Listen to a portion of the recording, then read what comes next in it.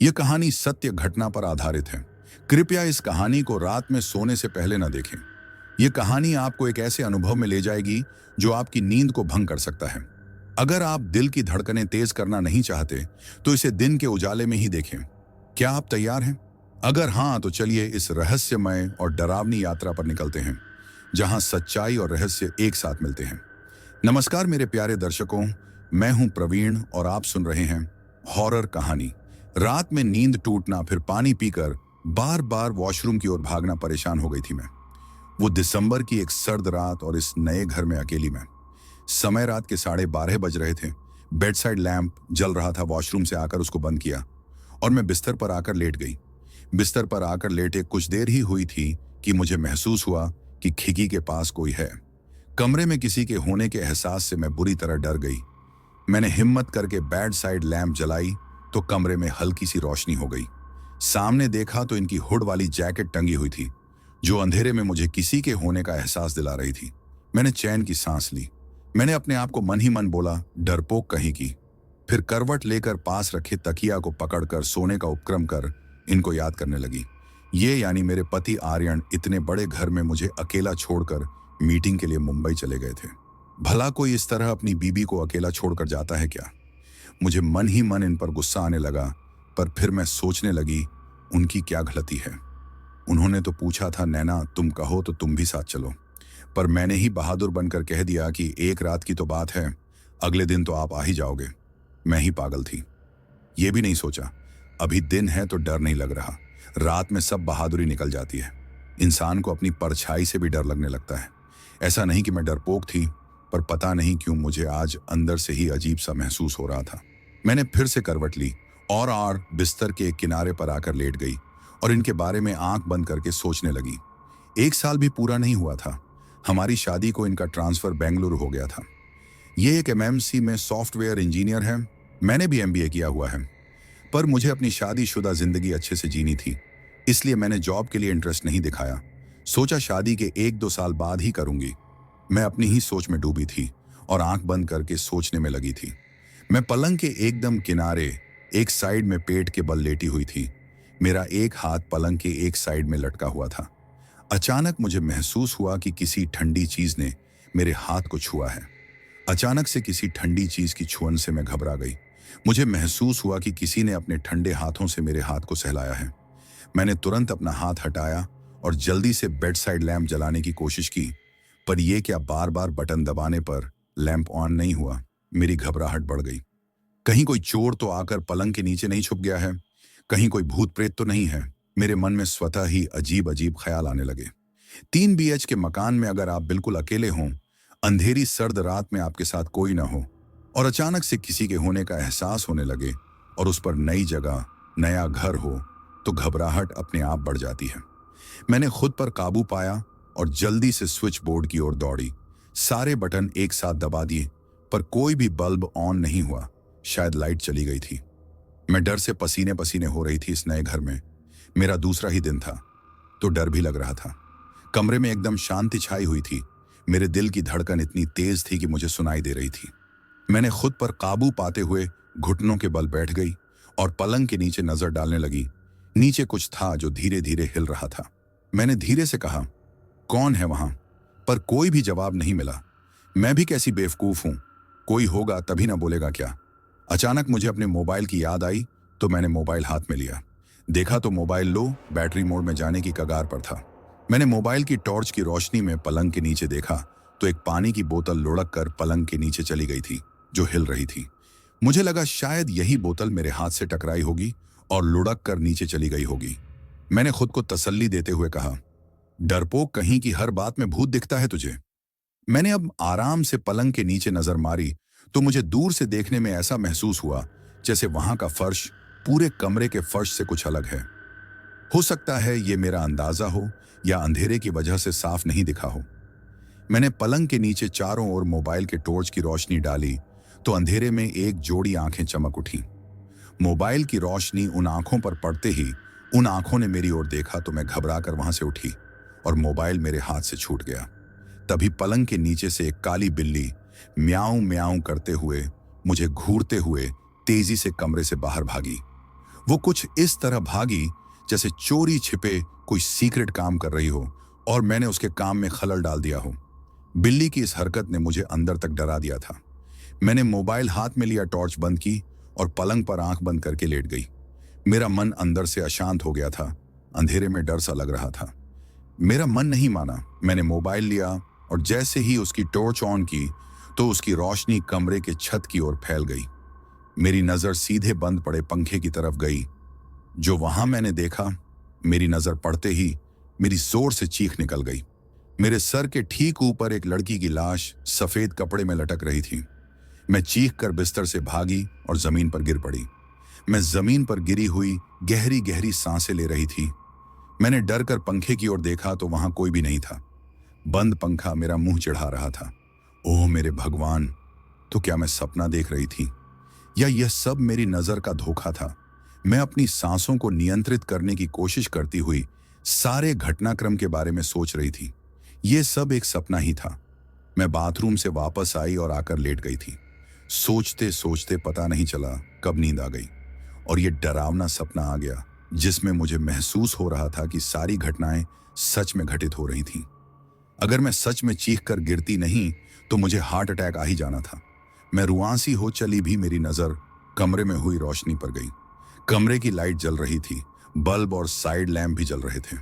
मुझे काटो तो खून नहीं जैसी हालत हो गई थी। जब मैं सोई थी तो सारी लाइट्स बंद करके सोई थी और सपने में मैंने सारे बटन एक साथ दबा दिए थे। तो मतलब ये सपने वाली घटना सच में घटित हुई है। सोचकर ही मेरे रोंगटे खड़े हो गए। मैंने अपना फोन हाथ में लिया तो फोन लो, बैटरी का सिग्नल देकर स्विच ऑफ हो गया। मेरे लिए कुछ भी समझना मुश्किल हो रहा था। मैं सपना देख रही थी तो कमरे की लाइट्स कैसे ऑन हुई, मोबाइल कैसे लो बैटरी दिखाकर ऑफ हो गया, और अगर ये सब सच में हुआ था तो फिर उस लड़की की लाश कहाँ गई जो कुछ देर पहले पंखे पर लटकी हुई थी? कुछ तो गड़बड़ थी, मुझे कुछ भी समझ नहीं आ रहा था। कहीं मुझे नींद में एक्टिव रहने वाली बीमारी तो नहीं लग गई जो मैंने नींद में उठकर सारे काम किए हों और मुझे पता न चला हो, और उसी में ये लड़की की लाश का सपना आया हो। सोच सोच कर मेरा सिर फटने लगा। क्या मैं इस वक्त कहीं सपने में तो नहीं हूं? मैंने गुस्से और खिसियाहट में अपने गाल पर एक जोर से थप्पड़ मारा जिसने मुझे एहसास दिला दिया कि मैं इस वक्त सपने में नहीं, पूरे होश ओ हवास में हूं। मैंने जल्दी से अपना फोन चार्ज पर लगाया और बिस्तर पर बैठकर सोचने लगी। तभी मुझे पानी पीने की याद आई। देखा तो बोतल बेड के स्टूल पर नहीं रखी थी। मुझे वो घटना याद आ गई। मैंने डरते हुए झुककर पलंग के नीचे देखा तो वहां पानी की बोतल हिल रही थी। वो दृश्य देखकर मेरा हलक सूख गया। मेरी हिम्मत नहीं हुई कि उस बोतल को बाहर निकालकर पानी पिया जाए। मैं तुरंत उठी और बिस्तर पर जाकर पैर सिकोड़कर बैठ गई और रोने लगी। रोते रोते मेरा गला रूंधने लगा। हे भगवान, इस आफत से आज निकाल दे। मैंने मोबाइल देखा तो थोड़ा सा काम चलाने लायक चार्ज हो गया था। मैंने तुरंत आर्यन को फोन लगाया पर फोन रिसीव नहीं हुआ। मैंने दोबारा फोन लगाया, फिर भी रिसीव नहीं हुआ। रोने और प्यास की वजह से मेरा गला सूख रहा था। मैंने फोन हाथ में लिया और कमरे के बाहर रसोई में जाने का निश्चय किया। बेडरूम के बाहर ही एक कमरा छोड़कर रसोई लगी हुई थी। बाहर गैलरी की लाइट मैंने जानबूझकर जली छोड़ दी थी जिससे घर में एकदम अंधेरा न हो। मुझे कमरे से बाहर जाते समय डर लग रहा था, पर उससे भी ज्यादा डर पलंग के नीचे झांकने से लग रहा था। मैंने हिम्मत करके रसोई की ओर बढ़ी। गैलरी में एकदम सन्नाटा छाया हुआ था। मैं सतर्कता बरतते हुए रसोई की ओर बढ़ी। वाटर प्यूरिफायर से पानी लेकर एक बोतल में लिया और एक घूंट में ही आधी बोतल खाली कर दी। मुझे पहले से अब थोड़ा ठीक महसूस हो रहा था। मैंने वाटर प्यूरिफायर के नीचे सिंक में लगे नल को ऑन किया तो उसमें से पानी नहीं आया। फिर एकदम झटके से पानी आया, जैसे कोई सांप फुसकारा हो। उसकी आवाज से मैं एकदम सिहर गई। नल में एयर फंस जाने के कारण कभी कभी ऐसा हो जाता है। दिन के समय ऐसा होता तो शायद डर नहीं लगता। मैंने उसी नल से अपना चेहरा धोने लगी। मैं अपने चेहरे पर पानी डाल रही थी, तभी पास में स्लैब पर रखे बर्तन में खड़खड़ाने की आवाज हुई। मैंने अपना चेहरा धोना छोड़कर बर्तन की डलिया को देखने लगी। उसमें 2 चूहे दौड़ लगा रहे थे। मुझे उन्हें देखकर गुस्सा भी आया और तसल्ली भी हुई। मैंने अपना मुंह धोया, मोबाइल और पानी की बोतल लेकर जैसे ही दरवाजे की ओर बढ़ी, अचानक से सिंक के नल का पानी अपने आप चलने लगा। नल के अचानक अपने आप चलने की आवाज से मैं हड़बड़ा गई और नल बंद किए बिना तुरंत अपने रूम की ओर भागी। तभी मुझे कोई परछाई सी महसूस हुई कि कोई निकल कर गया है। मैं भागकर अपने बेडरूम में पहुंच गई और वहां से आवाज लगाई, कौन है वहां? देखा तो वही काली बिल्ली गैलरी में खड़ी मुझे घूर रही थी। मैंने आप देखा ना ताव, और गुस्से में पास रखा फूलदान उसे खींच कर मारा। वो म्याऊं की आवाज करते हुए भाग गई और मैं बेडरूम का गेट जल्दी से बंद करके अपने बेड पर आ गई। नींद आंखों से कोसों दूर थी। रसोई से नल से पानी गिरने की और बर्तन खड़खड़ाने की आवाज रह रह कर आ रही थी। थोड़ी देर बाद ही पानी की आवाज बंद हो गई। मैं अपनी सोच में डूबी हुई थी, कब सुबह हो और कब मैं यहां से निकलूं। आंखों में नींद भरी हुई थी, पर आंख बंद करने की हिम्मत नहीं हो रही थी। तभी मेरा फोन बजने लगा। देखा तो आर्यन का फोन था। मैं उन पर फट पड़ी। मुझे यहां अकेला मरने के लिए छोड़ गए हो? यहां कोई है इस घर में? जिस समय पहली बार मकान देखने आए थे, तब भी मुझे नेगेटिव वाइब्स आई थी और वो काली बिल्ली भी यहीं घूम रही थी, पर तुमने मेरी एक न सुनी। मुझे नहीं रहना इस घर में। मैं बोलकर रोने लगी। मेरी बातें सुनकर आर्यन घबरा गए, पर स्थिति को संभालते हुए बोले, तुम अकेले की वजह से शायद डर गई हो। ऐसा कुछ नहीं है, वहां तुम परेशान ना हो। मैं बस सुबह ही पहुंचता हूं। और डरने की क्या बात है? मैं हूं ना तुम्हारे साथ, तुम्हें कुछ नहीं होगा, बस डरो मत। अपनी भड़ास निकालकर और आर्यन की बातें सुनकर मुझे थोड़ी तसल्ली आ गई और हिम्मत भी। उन्होंने इधर उधर की बातें करके मेरा मूड डाइवर्ट कर दिया। पता ही नहीं चला उनसे बातें करते करते मुझे कब नींद आ गई। सुबह उठी तो सुबह के 10 बजे थे। सिर घूम सा रहा था, नींद में तो चैन सा रहा, पर आंख खुलने के बाद रात का वो दृश्य याद आया तो मेरा मन खराब हो गया। पर दिन का उजाला होने के कारण अब डर नहीं लग रहा था। मैं उठी, फ्रेश होकर चाय बनाने के लिए किचन में गई। जाते वक्त थोड़ा डर लग रहा था, पर हिम्मत और सावधानी से मैंने चाय बनाई और बाहर के रूम में बैठकर चाय पीने लगी। कितनी खुश थी मैं जब पहली बार मकान देखने आए थे। दूसरे शहर में इतना आसानी से मकान मिलता कहाँ है, वो भी बेंगलुरु जैसे शहर में इतने कम पैसों में मकान मिल जाए तो कौन छोड़ता। पर जरा भी दिमाग में नहीं आया कि कम पैसों के पीछे कोई कारण भी हो सकता है। एजेंट ने बताया कि मकान मालिक विदेश में रहती है तो उन्हें टाइम नहीं मिलता। उन्हें ज्यादा पैसे का लालच भी नहीं है, बस मकान खाली ना पड़ा रहे, इसलिए कम पैसों में मकान उठा दिया है। वो सुबह का समय था। मैं और आर्यन मकान देखने के लिए पहुंचे। मकान के पास एक सर्वेंट क्वार्टर बना हुआ था जो मकान की परिधि क्षेत्र में था, पर मकान से थोड़ा दूर था। एजेंट ने उसमें रहने वाले सर्वेंट से बात की। वो मकान के केयर टेकर का काम भी करता था। उनकी छोटी सी कोठरी में से किसी और के होने का एहसास भी हो रहा था। उसमें से धूप बत्ती जलने की खुशबू भी आ रही थी। शायद उनका कोई परिजन अंदर पूजा कर रहा था। उसने और उसकी अधेड़ उम्र की घरवाली ने हमारा अभिवादन किया। उसकी घरवाली की आंखों में अजीब सी चमक थी और चेहरे पर रहस्यमयी मुस्कान थी, जैसे किसी सरप्राइज देने वाले इंसान के चेहरे पर होती है। वो उसे छुपाना चाह रही थी पर छुपा नहीं पा रही थी। सर्वेंट और एजेंट ने मिलकर हमें मकान दिखाया। घर का मुख्य द्वार खोलते ही अजीब सी गंध आई। मुझे खांसी सी उठने लगी तो सर्वेंट तुरंत बोला, कुछ दिन से बंद पड़ा है तो इसलिए धूल मिट्टी हो गई है। आप पसंद कर लें, हम इसकी साफ सफाई करके आपको एकदम टनाटन करके देंगे। घर में घुसते वक्त अजीब एहसास हो रहा था, पर मैंने ज्यादा ध्यान नहीं दिया। अंदर घर साफ हालत में था, ज्यादा धूल धक्कड़ भी नहीं थी। शायद बंद रहने की वजह से अजीब सी गंध थी। घर में घुसते ही बाहर एक हॉल था जिसमें सेंट्रल टेबल और सोफा सेट तरीके से लगे हुए थे। कमरे में दीवार पर अच्छी पेंटिंग लगी हुई थी। अंदर जाकर 3 कमरे बने हुए थे। हॉल से आगे जाकर एक गैलरी थी, उसके पास ही किचन बनी हुई थी। किचन में स्लैब पर गैस चूल्हा रखा हुआ था, पास ही बर्तन रखे हुए थे। सिंक में वाटर प्यूरिफायर भी लगा था, पास में ही फ्रिज भी रखा था। किचन का बाकी का सामान भी एकदम सेट मौजूद था। ऐसा लग रहा था जैसे कोई अपना मकान छोड़कर जल्दी में कहीं चला गया है और हम चोरी से जिसके मकान में आए हैं। थोड़ा अजीब सा लग रहा था, कुछ पॉजिटिव वाइब्स नहीं आ रही थी। हो सकता है मेरी सोच ही हो, किसी और का सामान यूज करने की हिचकिचाहट हो। खैर, सब कुछ तो था और क्या चाहिए, मैंने मन ही मन सोचा। ये तीनों हॉल में खड़े होकर बात कर रहे थे। मेरे पति ने कहा, नैना तुम अंदर जाकर बाकी का घर देख लो। मैं अंदर चली गई और बाकी के कमरे देखने लगी। अंदर जाकर देखा तो एक फुल्ली फर्निश्ड अटैच बांट बेडरूम था। उसमें मकान मालिक का कुछ सामान भी रखा हुआ था। उसी में अलमारी भी रखी हुई थी।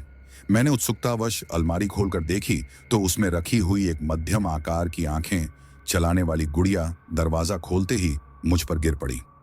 उसके गिरते ही अजीब सी सिरहन दौड़ गई। ऐसा नहीं कि उस गुड़िया की कोई डरावनी शक्ल थी, पर अकेले कमरे में अचानक से उसका सामने आ जाने से मैं डर गई थी। मैं बाहर हील में आ गई। देखा तो ये तीनों लोग इधर उधर की बातें कर रहे थे। मैं पास वाले रूम में चली गई। उस कमरे में जाते ही मुझे अजीब सी चुप्पी का एहसास हो रहा था। यह एक छोटा कमरा था जिसमें एक दीवार पर दो फोटो टंगी हुई थी, जिसमें एक किसी वृद्ध की थी और एक किसी जवान लड़की की। मैं उन तस्वीरों की ओर एक तक देखने लगी। उन फोटो को देखकर अजीब सा डर लगने लगा। उस कमरे में एक गैलरी थी। मैंने उत्सुकतावश कमरे का गेट खोलकर गैलरी में जाने के लिए जैसे ही दरवाजा खोला, तभी एक काली बिल्ली जोर से म्याऊं बोलकर बाहर की ओर भागी। एक तो उन तस्वीरों का डर और ऊपर से उस बिल्ली ने डरा दिया। मैंने हिम्मत करके बाहर देखा तो अभी भी वो बिल्ली मेरी ओर घूर कर एक तक देख रही थी। उसकी आंखों में देखकर सिरहन सी दौड़ गई, पर मैंने हिम्मत करके उसको वहां से भगाने के लिए आवाज लगाई, मगर वो टस से मस नहीं हुई। मैंने उसकी ओर जोर से ऐसे हाथ हिलाया जैसे मेरे हाथ में कोई पत्थर हो। बिल्ली यह देखकर जोर से म्याऊं करते हुए भाग गई। मैं गैलरी का गेट बंद करके कमरे से बाहर आ गई। कमरे के बाहर निकलते ही एक बड़ा सा शीशा लगा हुआ था। पता नहीं क्या हुआ, मैं उस कमरे में खुद को निहारने लगी। उस शीशे में बहुत ही सुंदर लग रही थी। मैं लगातार मंत्रमुग्ध होकर खुद को देखे जा रही थी। तभी आर्यन ने मेरे कंधे पर हाथ रखकर मुझे हिलाया। नैना, नैना, कहाँ खो गई? मकान पसंद आया? मैं जैसे किसी नींद से जागी। हाँ, अच्छा लगा घर। मेरी नजरें इधर उधर पूरे घर की ओर घूम रही थीं। सभी जगह तरीके से घर का सामान रखा हुआ था। मैं सारे सामान पर नजर डालते हुए एक बार फिर से रसोई में पहुंच गई। इस बार मुझे वहां एक बड़ी अजीब चीज नजर आई। किचन की स्लैब के पास ही एक छोटा सा खाना बना हुआ था, जिसमें देवी देवताओं की मूर्तियां रखी हुई थीं। अजीब बात यह थी कि मूर्तियों को एक साथ एक कोने में बेतरतीब तरीके से ढेर बनाकर रखा हुआ था। हो सकता है मकान मालिक ने मकान छोड़ते वक्त इकट्ठा करके एक जगह रख दिया होगा। मैं इस बारे में खड़े खड़े सोच ही रही थी, तभी एजेंट ने आकर कहा, मैडम, आपके मकान पसंद आया या नहीं? मैंने कुछ सोचा और फिर हाँ में गर्दन हिला दी।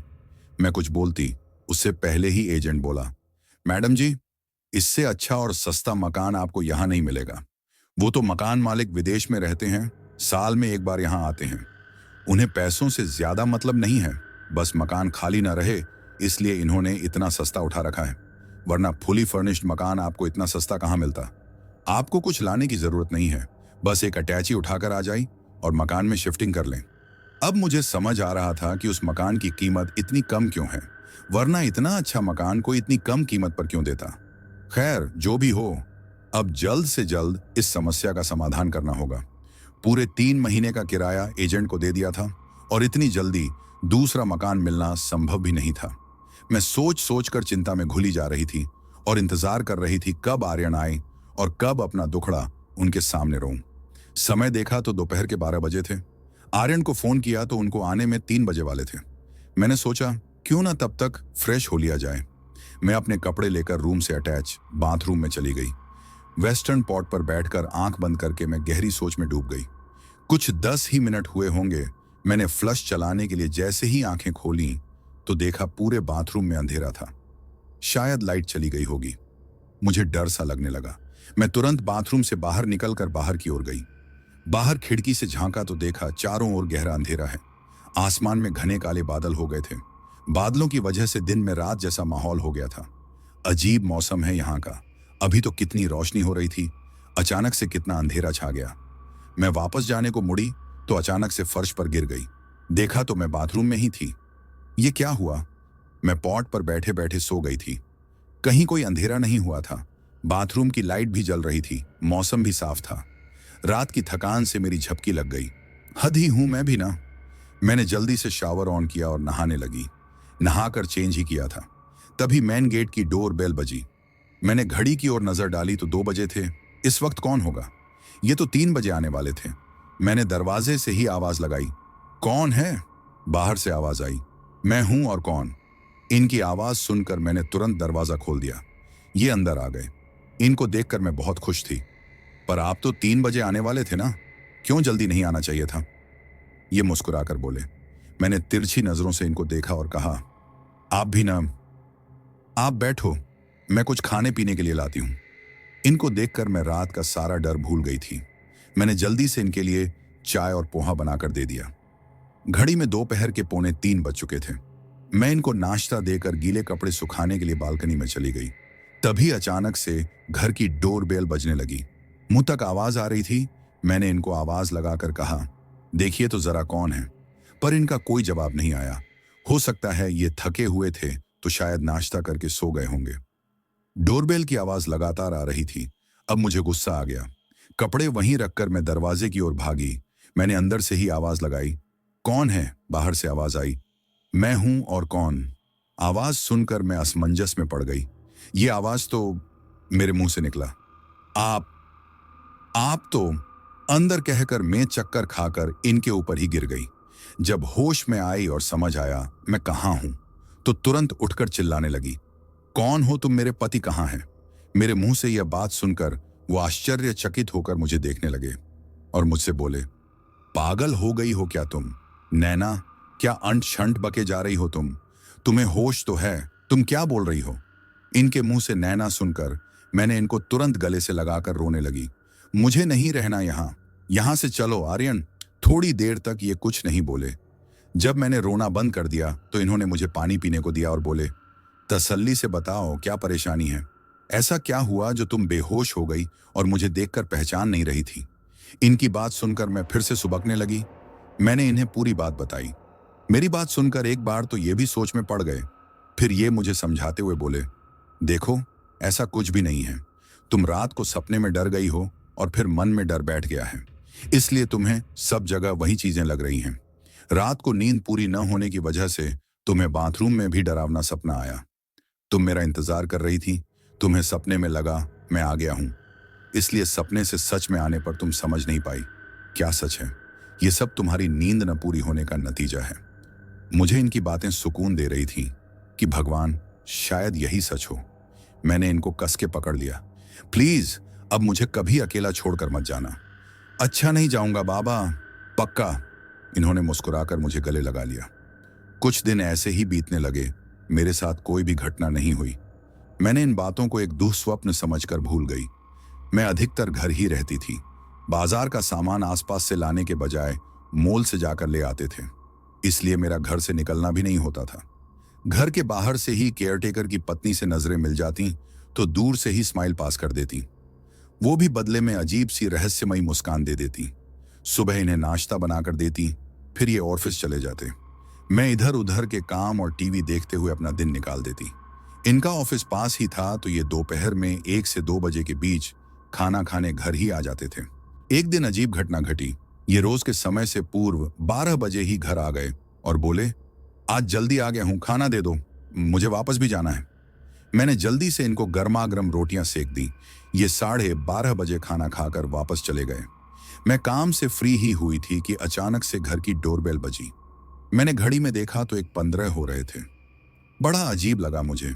इस वक्त कौन आएगा? शायद कुछ काम से यही आए हों, और कौन आएगा।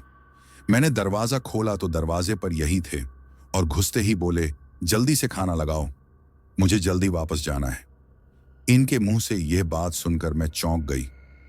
ये क्या कह रहे हैं? ये तो अभी आधा घंटा पहले खाना खाकर गए हैं। मैं बोलने को हुई, आप तो अभी, तो इन्होंने मुझे बेध्यानी में टोक दिया, बाद में करना बातें, पहले मुझे खाना लगाओ। मुझे कुछ समझ ही नहीं आया। मैंने इनको खाना लगाया, इन्होंने खाया और ऑफिस चले गए। इनके जाने के बाद मैंने देखा तो सच में 2 लोग खाना खा चुके थे। जरा सी सब्जी बची हुई थी। मेरे मन में सिरहन सी दौड़ गई। कुछ तो अजीब हो रहा था मेरे साथ। घर में मेरा मन नहीं लग रहा था तो मैं घर के बाहर आ गई और पास की दुकान से कुछ सामान लेने चली गई। उस दुकान को एक महिला संभालती थी। मुझे देखकर मुस्कुराकर बोली, आपको पहले कभी देखा नहीं लगता, नई आई हो। मैंने भी मुस्कुराकर जवाब दिया, जी हाँ, मैं उस मकान में रहने आई हूं। उस मकान का बताते ही उसके चेहरे के भाव एकदम से बदल गए। फिर उसने मुझसे ज्यादा बात नहीं की। मैं भी सामान लेकर वापस आ गई। आते वक्त केयरटेकर की पत्नी उस छोटी सी कोठरी के बाहर खड़ी थी। उसे देखकर मैंने अभिवादन किया। उसने भी जवाब में अभिवादन किया। इस वक्त भी उसकी कोठरी से धूप बत्ती जलने की खुशबू आ रही थी। मैंने पूछा, आपके साथ और कौन रहता है? तो उसने कहा, कोई नहीं, और कहकर वो उस कोठरी में चली गई। उसका अजीब व्यवहार देखकर मैं सकते में आ गई और मैंने वहां से जाने में ही अपनी भलाई समझी। थोड़ा सा कदम बढ़ाने पर मुझे महसूस हुआ कि उस कोठरी में और कोई भी है और यह मुझसे कुछ छुपा रही है। उसकी नजरों से दूर होते ही मैं एक साइड में छुप गई और उससे नजरें बचाकर पीछे से उसकी कोठरी के पिछले हिस्से में आ गई और वहां बनी खिड़की से उसकी कोठरी में झांकने लगी। वहां जो मैंने देखा तो मेरे पैरों से जमीन खिसक गई। उस कोठरी में एक 20 साल की लड़की सिर के बाल खोले हुए बैठी हुई थी। देखने में लग रहा था वो बेसुध होकर बैठी हुई है। उसके आगे जमीन पर कुछ अजीब सा पूजा का सामान पड़ा हुआ था और जमीन पर लाल सिंदूर से कोई आकृति बनी हुई थी। वो कुछ बेसुध होकर बड़बड़ा रही थी और अपने सिर को हिला रही थी। मैंने ध्यान से सुना तो वो बोल रही थी, चली जा यहां से, भाग जा। मैं पूरी तल्लीन होकर उसे देख रही थी। अचानक से उसने सिर ऊपर उठाया और मेरी तरफ देखा तो मेरे पसीने छूट गए। मैं वहां से तुरंत भागकर अपने घर की ओर चली गई। मैंने पीछे मुड़कर देखा तो केयर टेकर की पत्नी मुझे देख रही थी। शाम को जब ये वापस आए तो मैंने इन्हें आज की घटना के बारे में बताया, पर केयर टेकर के घर की बात को छुपा लिया। इन्होंने बेध्यान से सुना और बात को टाल दिया। भूत प्रेत की पिक्चर कम देखा करो। मेरे लिए सब अजीब था। ये मेरी बात को मानने को तैयार नहीं थे और मेरे पास कोई ठोस सबूत नहीं था, न कोई ऐसी घटना हुई थी जिससे मुझे कोई नुकसान पहुंचा हो। अब आए दिन अजीब अजीब घटनाएं घटने लगीं। घर का टीवी अपने आप ऑन हो जाता, कूलर और एसी अपने आप चलने लगते। कभी किचन का नल अपने आप चालू हो जाता और अपने आप बंद हो जाता। कभी बर्तन अपने आप गिरने लगते। एक दिन तो हद हो गई। मैं चटनी बना रही थी तो जिस कटोरी में सामान रखा था वो अपने आप सरक कर दूर पहुंच गई। अब मेरे लिए यह रोज की बात हो गई थी। मैंने खुद को अंदर से मजबूत बना लिया था और रोज की इन घटनाओं को इग्नोर करने लगी। पर यह घटनाएं बदस्तूर होती रहीं। इतना तो साफ था कि कुछ तो है, पर वो मुझे अपनी उपस्थिति दर्शा रहा है पर परेशान नहीं कर रहा। अब इनके दिन में 2 बार लंच पर आने की घटना आए दिन होने लगी। एक दिन मैं अपने कमरे से निकलकर बाहर हॉल में जा रही थी, तभी देखा कि उस आदम कद आईने में एक लड़की अपने बाल कंघी से काट रही है। उसे आईने में देखते ही मेरी जान सूख गई, पर मुझे तो आदत हो गई थी। मैं बिना किसी रिएक्शन के वहां से चुपचाप ऐसे निकल गई जैसे मैंने कुछ नहीं देखा है। इनको सारी बातें रोज बताती तो परेशान होकर इन्होंने अपने एक डॉक्टर मित्र को इस बारे में बताया तो उसने कहा, ये सिजोफ्रेनिया बीमारी के लक्षण लग रहे हैं, जिसमें इंसान को वो चीजें दिखने और सुनाई देने लगती हैं जो वास्तविकता में नहीं होती। अब इनको कुछ भी बताना मतलब अंधे के आगे रोए अपने नैना खोए। इनको आगे कुछ भी और बताया तो ये विश्वास करना तो दूर, मुझे सीधे साइकियाट्रिस्ट डॉक्टर के पास ले जाते। एक दिन की बात है, मैं दोपहर में फ्री होकर बेड पर लेटी हुई थी। तभी मैंने देखा एक आदमी उसी पलंग पर दूसरी साइड लेटा हुआ है। मेरी नजर जैसे ही उस पर पड़ी, मैं भौंचकी रह गई। मेरी सांसें डर के मारे तेज हो गईं। मैंने उठने की कोशिश की, पर मैं उठ नहीं पा रही थी। मैंने चीख कर आंखें बंद कर लीं। थोड़ी देर बाद मैंने डरते हुए आंखें खोली तो देखा वहां कोई नहीं था। इस घटना से डरकर मैं बाहर भागी और घर के बाहर चली गई। फोन अंदर ही रह गया। मुझे बाहर केयरटेकर की पत्नी नजर आई तो मैंने उनको बोला, घर में कोई आदमी था। मेरी बात सुनकर उसके चेहरे पर फिर से वही रहस्यमयी मुस्कुराहट आ गई। अब मुझे गुस्सा आ गया, पर मैं खुद पर काबू रखते हुए बोली, तुम मुझसे कुछ छुपा रही हो ना? मेरी बात सुनकर वो सकपका गई और बोली, मैडम, आपने जिसे देखा है वो घर के मालिक के पिताजी हैं। वो मुझे एक एक करके सारी बात बताती चली गई। उसकी बात सुनकर मेरी आंखें आश्चर्य से फैल गईं। उसकी बातें सुनकर एक तरफ मेरा डर बढ़ गया था, पर एक तरफ मेरा आत्मविश्वास भी बढ़ गया था। मुझे ही कुछ करना पड़ेगा। मैंने इनको उस आदमी वाली घटना के बारे में कुछ नहीं बताया। कुछ दिन बाद एक दिन मुझे एक कार्यक्रम में शामिल होने के लिए जाना पड़ा। कहते हैं ना, जाके पैर ना फटे बिवाई, वो क्या जाने पीर पर आई। बस ऐसा ही कुछ हुआ इनके साथ। मैं इन्हें समझाते समझाते थक गई, पर इन्हें समझ नहीं आया कि इस घर में कुछ गलत है। खैर, वो दिन भी आ गया। आज मौसम सर्द था। ये शाम को ऑफिस से घर आए। घर आकर इन्होंने अपने लिए चाय बनाई और जैसे ही वापस रूम की ओर गए तो अचानक से रसोई में बर्तन गिरने की आवाज आई। ये पलटकर जैसे ही वापस गए तो देखा एक गिलास रसोई के फर्श पर पड़ा हुआ था और चाय का भगोना गैस के चूल्हे पर रखा हुआ धुआं छोड़ रहा था। पूरी रसोई में धुआं धुआं भर गया। इनका दिमाग घूम गया। जब गैस सिलेंडर से बंद की थी, फिर भी गैस जल रही थी। इन्होंने तुरंत गैस चूल्हे को बंद किया और भगोने को सिंक में रखा। ये बड़े असमंजस में थे। ऐसा कैसे संभव है? जब गैस सिलेंडर से बंद की थी, फिर कैसे संभव है कि गैस खुली रह जाए? इन्हें लगा हो सकता है कि ध्यान न रहा हो। इन्होंने फिर से गैस बंद कर दी और चाय लेकर कमरे की ओर गए। टीवी चलाकर चाय पीने लगे।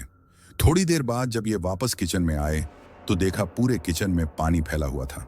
सिंक भर गई थी और पानी सिंक के बाहर फैल रहा था। इन्होंने जल्दी से नल को बंद किया। देखा तो किसी कचरे की वजह से सिंक का पानी ड्रेन नहीं हो पा रहा था। इनका दिमाग घूम गया। इन्होंने सिंक को साफ नहीं किया। ये वापस अपने कमरे में आ गए। कुर्सी पर बैठे बैठे कब इनकी आंख लग गई, इन्हें पता नहीं चला। अचानक इनको जोर की ठंड लगने लगी। ये अलसाते हुए उठे तो देखा कि एसी और पंखा दोनों चल रहे थे। गुलाबी सर्दियों के दिन थे तो कोई पंखा भी न चलाए, ऐसी तो दूर की बात। इन्होंने अपने दिमाग पर जोर डाला। हो सकता है बेध्यानी में बटन दबा दिया हो। इस समय रात के 8 बज रहे थे। इनका मन नहीं लग रहा था। ये बाहर गए और पास के एक रेस्टोरेंट पर खाना खाने चले गए। वापस आए तो 11 बज चुका था। ये चले आ रहे थे, तभी इनकी नजर केयर टेकर की कोठरी पर पड़ी। वहां से तेज इत्र की खुशबू आ रही थी और हल्की हल्की घुर्राने जैसी आवाज भी आ रही थी। ये धीमे कदमों से उस ओर बढ़ ही रहे थे कि पीछे से अचानक किसी ने उनके कंधे पर हाथ रखा। देखा तो वो केयर टेकर की पत्नी थी। क्या हुआ साहब, कुछ काम था क्या? नहीं, मैं बस ऐसे ही इधर से कुछ आवाज सुनी तो। ये सक पका गए। ओह, वो आवाज, वो तो बिटिया की तबीयत खराब है। रात बहुत हो गई है, आप आराम कीजिए, केयरटेकर की पत्नी ने बताया। अच्छा, कोई दवा वगैरह की जरूरत हो तो बताना, इन्होंने पूछा। हर मर्ज दवाई से नहीं सही होता साहब। वो कुछ गहरी सोच में सोचते हुए बोल गई। फिर बोली, जरूरत नहीं है, होगी तो जरूर बताऊंगी। उसकी बातें इन्हें कुछ अजीब सी लगीं, पर ये उसकी बात सुनकर वापस घर में आ गए। इनका मन अजीब सा बेचैन हो रहा था, पर ये चुपचाप आकर लेट गए। इनको नींद की झपकी ही लगी होगी। तभी इन्हें किसी औरत के रोने की आवाज आई, जो धीरे धीरे रो रही थी। ये सावधानी से उठे और कौन है की आवाज के साथ आगे बढ़ने लगे। इन्होंने बल्ब जलाना चाहा तो देखा बिजली चली गई थी। मोबाइल की रोशनी में ये आगे बढ़ने लगे। रोने की आवाज लगातार आ रही थी। अंधेरे में 2 आंखें चमकी और फिर अंधेरे में गुम हो गईं। अब रोने की आवाज बंद हो गई और जोर जोर से हंसने की आवाज आने लगी। एक पल को उनका कलेजा अटक सा गया। ये घबरा गए, पर अपनी घबराहट को छुपाते हुए बोले, कौन है, सामने आओ। अचानक से फिर 2 आंखें मोबाइल की रोशनी में चमकी और इनके ऊपर छलांग लगाकर म्याऊं करते हुए निकल गई। ये वही काली बिल्ली थी। ये अचानक हुए हमले से घबरा गए। अचानक पूरे घर में अजीब सा सन्नाटा फैल गया और ऐसा महसूस होने लगा जैसे कई सारे लोग एक साथ अंधेरे में दौड़ लगा रहे हैं। रसोई से बर्तन की आवाज आने लगी, जैसे कोई उछाल उछाल कर फेंक रहा हो। मकान के बाहर चारों ओर ऐसे आवाज आने लगी जैसे बाहर तेज बारिश पड़ रही हो। मोहल्ले के कुत्ते लगातार और जोर जोर से रोने लगे। वातावरण बुरी तरह डरावना हो गया था। तभी अंदर की ओर पायल की छन छन की आवाज जोर जोर से आई, जैसे कोई गैलरी वाले रूम से भागकर अंदर गया हो। ये पीछे पीछे भागकर गए तो बेडरूम का दरवाजा अंदर से अपने आप झट से बंद हो गया और अंदर से जोर जोर से सुबकने की आवाज आने लगी। फिर ये तेज चीख पुकार में बदल गई और फिर एकदम शांति हो गई। ये कुछ समझ पाते उससे पहले ही दरवाजा अपने आप चर्रर की आवाज के साथ खुल गया। ये पसीने पसीने हो रहे थे।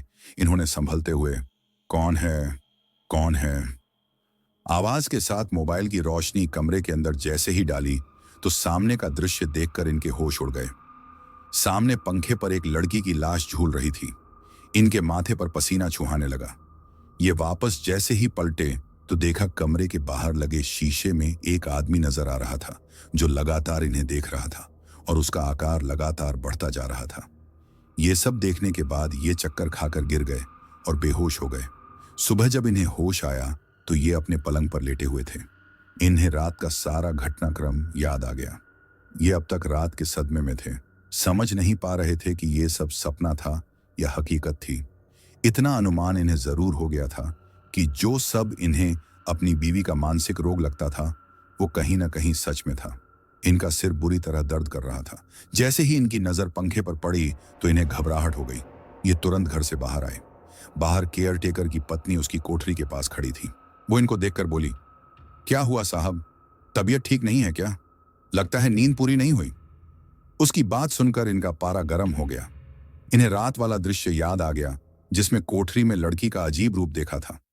ये आवेश में आकर केयरटेकर की पत्नी को बोले, सच सच बता, क्या लफड़ा है इस मकान में? तुम रात में क्या छुपा रही थी? वो घबरा गई और बोली, अरे साहब, मैं कुछ भी तो नहीं, आप ऐसा क्यों कह रहे हैं? ये गुस्से में बोले, देख, सीधे सीधे बता, अपने आदमी को बुला, मेरा दोस्त पास के थाने में है, मैं अभी पुलिस बुलाता हूं। वो औरत पुलिस का नाम सुनकर घबरा गई और गिड़गिड़ाते हुए बोली, साहब, पुलिस को मत बुलाओ, मैं सब बताती हूं। वो एक ही सांस में सब बताती चली गई। उसकी बातें सुनकर मेरे पति सदमे में आ गए। उसने बताया, साहब, मैं खुद परेशान हूं। ये घर प्रेत आत्माओं से शापित है। वो नहीं चाहते कोई भी इस मकान में रहे। मेरी बेटी गलती से एक बार इस मकान में चली गई तो वो घर में लगे उस आईने में जाकर अपने बाल काटने लगी। जब वो वहां से वापस आई तो अकेली नहीं आई। उसकी आंखें बदल चुकी थीं। उसका स्वभाव और व्यवहार सब अजीब सा हो गया था। वो घर के चूहे और छिपकली मारकर खाने लगी। मैं बहुत घबरा गई थी। दिन पर दिन उसकी हालत खराब होने लगी थी। वो रात में उस मकान में चली जाती और रात भर वहीं घूमती है। रात को अपने बिस्तर पर नहीं होती, सुबह यहाँ फर्श पर पड़ी मिलती। न जाने किसकी नजर लग गई मेरी बच्ची को, जो डाकन ने उस पर कब्जा जमा लिया है, कहकर वो रोने लगी। वो इनको अपनी कोठरी की खिड़की की ओर ले गई। देखा तो वो अभी फर्श पर गहरी नींद में सिर और हाथ के बल लेटी हुई थी। हमारी आहट सुनकर उसने आंख खोल ली और वो मेरी ओर देखकर बोली, भाग जा। और वो बेहोश होकर फिर से सो गई। उसकी हालत देखकर मेरे पति घबरा गए। उन्होंने तुरंत मुझे फोन किया और सब हाल बताया। मैंने कहा, तुम परेशान मत हो, घबराने की बात नहीं है, मैं जल्दी ही घर आती हूं। इनकी हिम्मत नहीं हो रही थी कि फिर से घर के अंदर जाएं। इनके कुछ समझ नहीं आ रहा था तो इन्होंने अपने एक लोकल दोस्त को फोन किया और सारी बात बताई। दोस्त ने कहा, मैं एक तांत्रिक को जानता हूं जो तुम्हारी मदद कर सकता है। मरता क्या ना करता, इन्होंने तांत्रिक को घर बुला लिया और हम दोनों के साथ घटी घटनाओं के बारे में बताया। तांत्रिक ने घर के दरवाजे में पैर रखते ही वहां की नकारात्मकता को अनुभव कर लिया। उसने इनको एक 50 का नोट दिया और उसे ऊपर की जेब में रखकर सारे घर का चक्कर लगाने को कहा। इन्होंने वो नोट अपनी जेब में रखकर पूरे घर का चक्कर लगाया। चक्कर लगाने के बाद जब इन्होंने उस नोट को देखा तो उस नोट का रंग काफी हल्का पड़ चुका था, जैसे पानी में भीगकर हो जाता है। उस नोट पर कुछ आकृति उभर आई थी। ध्यान से देखने पर 3 लाल रंग की और 2 काले रंग की आकृति उभर आई थी, जो ध्यान से देखने पर किसी इंसान की आकृति जैसी लग रही थी। ये देखकर वो तांत्रिक जोर जोर से हंसने लगा। तांत्रिक को जोर जोर से हंसता देखकर ये थोड़ा असहज हो गए और तांत्रिक से पूछने लगे, क्या हुआ, आखिर बात क्या है? तांत्रिक आंखें गोल करके बोला, किस्मत वाले हो साहब जो बच गए, वरना लंबा गेम होने वाला था आपके साथ। तांत्रिक ने वो नोट हाथ में लिया और नोट पर उंगली रखकर गिनने लगा। 1, 2, 3 और ये 4, 5। इनके कुछ समझ नहीं आया, पर उस नोट का रंग हल्का पड़ जाने और उस पर आकृति उभर आने को देखकर ये भी दंग थे और असमंजस भाव से तांत्रिक से पूछने लगे कि ये सब क्या है। एक बार फिर से वो तांत्रिक आंखें गोल करके बोला, आपके कितने बच्चे हैं? इन्होंने जवाब दिया, जी, एक भी नहीं, हमारी शादी को अभी कुछ ही साल हुए हैं। इस बार तांत्रिक जोर से हंसा और बोला, सोच लो साहब, मगर सही सही जवाब दो। अपनी पत्नी से पूछकर बताना और जब जवाब मिल जाए तो मुझे सूचना दे देना। पूजा करानी पड़ेगी, बड़ा झोल था। किस्मत वाले हो जो सही समय पर बच गए। और हाँ, कोशिश कीजिए जब तक पूजा न हो जाए इस मकान में प्रवेश न करिए। कहकर वो तांत्रिक वहां से चल पड़ा। केयर टेकर की लड़की उसे वहां से जाते हुए देखकर खड़ी खड़ी घूर रही थी। तभी वो काली बिल्ली उसके सामने से गुजरते हुए तांत्रिक का रास्ता काटकर उसे घूरते हुए निकल गई। आखिर क्या राज था उस नोट का और उस पर बनी लाल और काली रंग की आकृतियों का? दोस्तों, अगर आप अभी तक इस कहानी के साथ जुड़े हुए हैं तो आपसे एक छोटी सी गुजारिश है।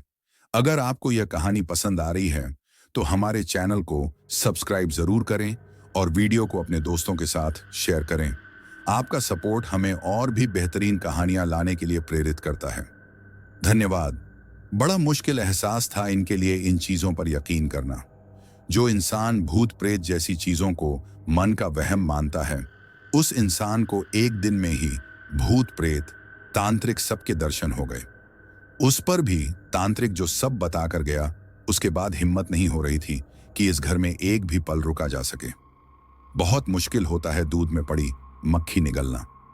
जब तक नहीं पता था सब ठीक था, पर सब जानने के बाद घर में जाना यानी अपनी मौत को दावत देना। इनका मन था कि अंदर जाकर जरूरी सामान लेकर कुछ दिन किसी होटल में रुक जाएं। ये हिम्मत करके जाने को भी हुए, पर केयर टेकर की पत्नी ने कहा, साहब, इन भूत प्रेतों का कोई भरोसा नहीं, दिन हो या रात, कब हमला कर दें, आप सोच समझकर ही कदम उठाएं। उसकी बात सुनकर इनकी रही सही हिम्मत भी जवाब दे गई। इन्होंने तुरंत मुझे कॉल किया और इनके ऑफिस के पास ही एक रूम बुक कर लिया। दोपहर तक मैं वहां पहुंच गई। इनकी शक्ल पर 12 बजे हुए थे। वैसे तो मैं इनके मजे लेना चाह रही थी, पर हालात ऐसे थे कि मैंने सोचा अभी कुछ कहा तो बात बिगड़ जाएगी। इन्होंने मुझे पूरा घटनाक्रम बताया। मैंने कहा, आपको क्या लगता है इसके पीछे क्या हो सकता है? ये बोले, देखो, मैं भूत प्रेत पर यकीन नहीं रखता, पर ये जो भी हो हमारे लिए नुकसानदायक है, इसलिए हमें ये मकान जल्द से जल्द छोड़ना पड़ेगा। मगर इतनी आसानी से इस शहर में कोई मकान नहीं देगा। उस पर भी इस मकान का 3 महीने का एडवांस दे चुके हैं। मैंने पूछा, फिर क्या सोचा? होटल में कब तक रुकेंगे? इन्होंने गहरी सांस ली और बोले, ये तो अब वो तांत्रिक बताएगा। एकदम इन्हें तांत्रिक की वो बात याद आई जिसमें उसने पूछा था, आपके कितने बच्चे हैं? मैंने कहा कि अभी नहीं है। तो वो तांत्रिक हंसकर बोला, अपनी पत्नी से सही सही पूछकर बताना। ये परेशान होकर बोले, इस बात का क्या मतलब है? इनकी ये बात सुनकर मैं एकदम से चुप हो गई और बोली, मैं आपको बताने ही वाली थी। मेरा जवाब सुनकर इन्हें खुशी और निराशा दोनों हुई। अगले दिन ये और तांत्रिक, उसका एक चेले और इनका दोस्त चारों हमारे मकान पर पहुंच गए। तांत्रिक ने कुछ सामान की लिस्ट दी जो इनका दोस्त और चेले लेने चले गए। उसने बताया कि आधी रात के समय हम ये प्रक्रिया चालू करेंगे, जिसमें हिम्मत के साथ बिना डरे हुए बैठना है। अगर सामने वाली आत्मा अधिक दुष्ट हुई और उसे पता लग गया कि आप डर गए हैं, तो वो आप पर हावी हो जाएगी। इन्होंने हाँ में गर्दन हिला दी। फिर सोचकर ये बोले, क्या ये सब करना जरूरी है?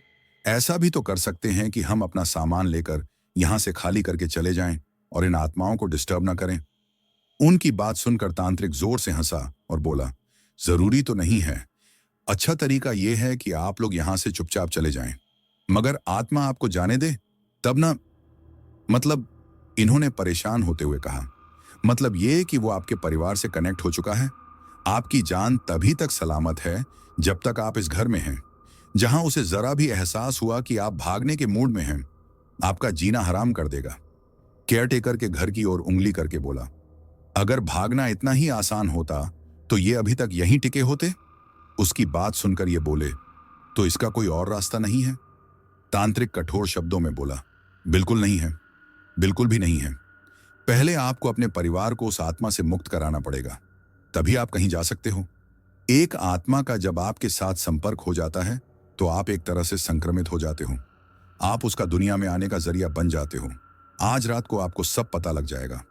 खैर, आपने अपनी पत्नी से मेरे सवाल का जवाब पूछा? इन्होंने नर्वस होते हुए जवाब दिया, हाँ, वो प्रेग्नेंट है। इनकी बात सुनकर वो बड़े जोर से हंसा और चिल्लाया, मिल गया मेरी बात का जवाब। अब पति को गुस्सा आ गया, आप बात बात पर हंसते हो, सीधे सीधे क्यों नहीं बताते बात क्या है? अब की बार तांत्रिक सिर्फ मुस्कुराया और बोला, वो 50 का नोट कहाँ है? इन्होंने तुरंत वो 50 का नोट निकाल कर दिया। उस नोट पर अभी तक वो चित्र बना हुआ था। उस नोट को हथेली पर रखकर वो उंगली से बताने लगा, ये जो 3 लोग एक साथ दिख रहे हैं ना, ये आपका परिवार है, जिसमें एक आप, एक आपकी बीवी और एक आपका बच्चा, जो अभी तक दुनिया में आया नहीं है। पर उन आत्माओं को आपसे पहले हर चीज की जानकारी है, और ये आप तीनों के पीछे बनी आकृति और कुछ नहीं, वही आत्माएं हैं जो आपसे जुड़ चुकी हैं। तांत्रिक की बात सुनकर इनको पसीना आ गया। अब कुछ भी संशय नहीं रह गया था। बात आईने की तरह साफ थी। दिन गुजरा। तांत्रिक रात होने का इंतजार करने लगा। घर में घुसने से पहले मेरे पति और केयरटेकर की पत्नी को एक एक ताबीज गले में पहनने के लिए दे दिए गए थे। मुझे प्रेग्नेंट होने की वजह से उस तांत्रिक क्रिया में बैठने की अनुमति नहीं दी गई। रात के करीब 12 बजे थे। एक लाल रंग के घेरे के अंदर तांत्रिक, उसका चेले, मेरे पति, केयरटेकर की पत्नी और उसकी लड़की बैठे हुए थे। पूरे घर में एकदम शांति छाई हुई थी। वो लड़की शांत भाव में एकटक बैठे छत को घूर रही थी। तांत्रिक ने बीच में सफेद रंग से कुछ आकृति काट रखी थी, जिस पर कुछ अजीब से लकड़ी नुमा छोटे सामान रखे थे। उसने उस सामान पर कोई पाउडर जैसा छिड़का तो उसमें से अजीब सा सुगंधित धुआं उठने लगा। सब चुप्पी साधे किसी अनहोनी का इंतजार कर रहे थे। तांत्रिक ने धीरे से कहा, कैसे भी हालात हो जाएं, आप घबराना नहीं, वरना अगर ये आत्मा हावी हो गई तो संभालना मुश्किल हो जाएगा। तभी रसोई घर से जोर जोर से बर्तन पटकने की आवाज आने लगी। पूरे घर में जैसे जोर की आंधी सी आ गई। घर के बल्ब जलने बुझने लगे। पूरे घर में अजीब सा चीख चिल्लाहट होने लगी। मेरे पति ने बताया कि उन्हें अंदर से रोने की आवाज आने लगी। अजीब सी नकारात्मकता चारों ओर फैल गई। अचानक सब कुछ थम गया। एक काली बिल्ली वहीं हमारे से थोड़ा दूर आकर हमें देखकर घूरने लगी। वो हमें लगातार देख रही थी, जैसे कोई धमकी दे रही हो कि भाग जाओ। हमारा ध्यान बिल्ली की तरफ था। अचानक से एक घटना हुई। केयरटेकर की लड़की के हाथ पांव इठलाने लगे।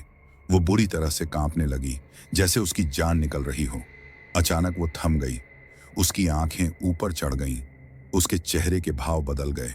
जो लड़की अभी शांत बैठी हुई थी, वो अपनी जगह बैठे बैठे बुरी तरह हिलने लगी। वो ऐसे कांपने लगी जैसे उसे तेज सर्दी लग रही हो। मेरे पति और उस लड़की की मां बुरी तरह घबरा गए।